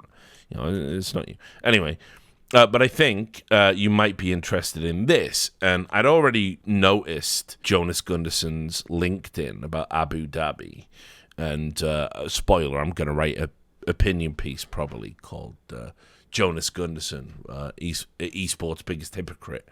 And the question mark's only there so I don't get sued. And anyway, because he's a nutcase, isn't he? He's all over the place with his opinions. Like, we got to protect women, see you in Abu Dhabi, and as you're about to read in a few days, it gets worse. But anyway, this fan, his heart's in the right place, and he said, I'm honestly shocked and disgusted, and I hope that maybe if you report this and there's a shitstorm, something might change. Spoiler, those days are over. And he said, I may not agree with you on a lot of things. I fucking hate this statement, by the way, when people say this. I wish, guys, if you want to interact with me, like, just never say that. It's like a huge trigger phrase for me. And he says, but I'm sure that shit like this rubs you in the wrong way. You would consider it a good use of your time to fight this bullshit. So I said, what do you... here's why I hate this. Because it implies that I hold some reprehensible view. A reprehensible view no other person on planet Earth could hold. I'm sure you and me don't agree. Meh. Like, by the way, spoiler, you shouldn't agree with anyone else on absolutely everything. You would need to really question that. But, you know, like, I don't think I hold a reprehensible political view, like an extreme political view. I don't think I have one, you know, and yeah, like, Jice is in the chat typing now, you know, like, me and Jice can never agree on, I'm a way too hippie, peacenik guy on the Russia issue. Like, I'd sort of be willing to just, you know, if we can put a pin in it now and stop it as it is, yeah, I would. You know, Jice is programmed to destroy Russia, but it's fine. It's fine, you know, because, like, Jice is a valued member of my community and a good friend and a guy who, like, cleans up my fucking chat so I don't have to deal with the bullshit. So there's not even a contentious opinion he can ever hold where I would go, well, Jice, we better talk about this. I'm going to fire you from your entirely voluntary position, you know, stemming the tide for years against assholes. It would never enter my... We disagree, and it's fine. Healthy disagreement's fine. But anyway, a lot of people say to me, I disagree with your views, and they don't understand what my views are about anything, and it triggers the shit out of me. And he said here, he goes, we have completely different political views in many areas, right? But I wanted to make it clear how those differences find an end when it comes to shit like this. My thought process is that if you looked at my account before clicking on the things I sent you, you would be turned off by my views. So in other words, hey, Richard, a bad thing is happening. Please don't look at my Twitter tweets because I think I'm liberal and I think you're bad. And by the way, liberal and bad is the spectrum these people operate on. So I said, what different political views in what areas? And he said, I hold very strong left-leaning liberal views, while you seem to be on the rather conservative side of the spectrum, especially on the internet. This liberal versus conservative thing has taken off over the last 7 to 8 years. And more often than not, I read conversations where people seem to be unable to find any common ground. And I didn't want any potential differences distracting this from being about the thing I've linked you to. It was more me trying to be precautious than anything else. And so I asked him, because I'm angry now, so what conservative views do I hold? Now, recently as well, on Reddit, I think on Destiny subreddit, or it was a Destiny poster on the CSGO subreddit, they say I'm running a game. I'm running a game where I say I'm a bisexual union-supporting British, guy from a mining community. I couldn't possibly be conservative. And it's just like, I just don't really hold any conservative views. Like, I just don't. There just isn't anything that's traditionally conservative. I know probably somebody could, find a clip of me saying I'd rather be conservative than an American liberal. Pretty sure I have said that, but that's not a gotcha, And so he said, I'm trying to explain in the terms I know from American politics. As far as my understanding goes, the spectrum is binary, and there are liberals and conservatives, and judging from some of the content from you, you are anti-Democrat, the American Party, which in my understanding of American politics means you are conservative. And it's like, my dude, they are... I know you're told that they're the good guys, but they're a corrupt political institution. And he's not from America, this guy, by the way. So I lashed out. Hang on, I'll read the message. And I said, fuck off. People like you make me sick. You do no research, and yet you think you can malign people. I don't hold a single viewpoint that could be considered traditionally conservative by any metric. And then I blocked them, right? But then I unblocked them. I calmed down. It took 24 hours. And I thought, listen, that's how you end up in the fucking echo chamber. That's actually a legit criticism. And this guy might have misunderstood my politics. It's not the worst thing in the world. He was trying to make a positive change in esports. So, all right. I unblocked him. I apologized. I really did. I said it was an overreaction on my part. I was getting swamped with abuse about the FaZe / Saudi tweet. Needless to say, I'm not a conservative, but I had a long day. Please accept my apologies. And he did a heart emoji. And then I said, I'm just venting. And thank you very much for bringing this to my attention. You were only the second person that messaged me about it. And since then, that person, that Nip fan, retweeted my coverage about Nip and the shit things that they did. So you know what I mean? Like, personal growth, guys. It's possible for everybody. And so, look, it's only esports. Oh, the Trump mugshot is out. Okay. Right, let's do that. No. Is that it? Is that the one? Oh, my God. Yeah, it is. Oh, it's actually worth it. It's actually worth him having a mugshot. That's actually sick. It doesn't look real to me. It doesn't look real, but loads of outlets are saying it's real. It's gotta be. There's no way it's real, right? But they're saying it's real, dude. I did see a really good one, AI one earlier, which it should be this.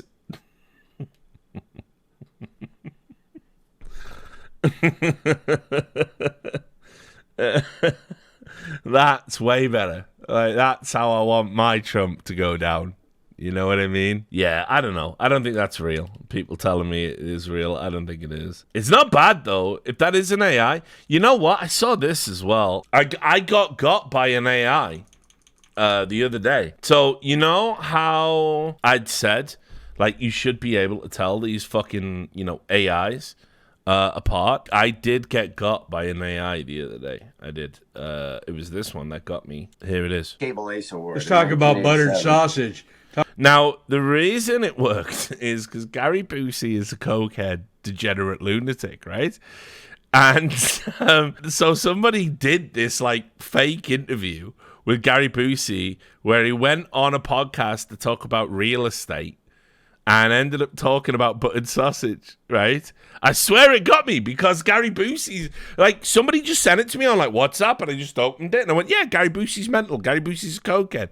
Buttered sausage got me, right? So, like, I even closed it. I didn't think anything of it, like, So, maybe I am becoming a boomer, But somebody, the guy who sent it sent back ages ago. He said, it's an AI, right? And I went, oh, yeah, of course I did. And then I watched the video again, and I'm like, oh, yeah, he doesn't fucking blink. Fair enough. But I thought this was a plausible AI, because Gary Busey's insane. So, I don't know. Talk about buttered sausage, where it comes from, what it does. Why is it doing what it's doing? Get it out of my face. What about buttered sausage? That's not your jam. It's not your thing. You don't like it? It's not my jam. I don't buy jam. I buy honey, and I kiss it on the lips. I was like, yep. Gary Busey would 100% do that. Like, I buy honey, and I kiss it on the lips. So I was like, I just thought, yeah, it's good on Gary Busey. So, you know what? I'd vote for him over Biden.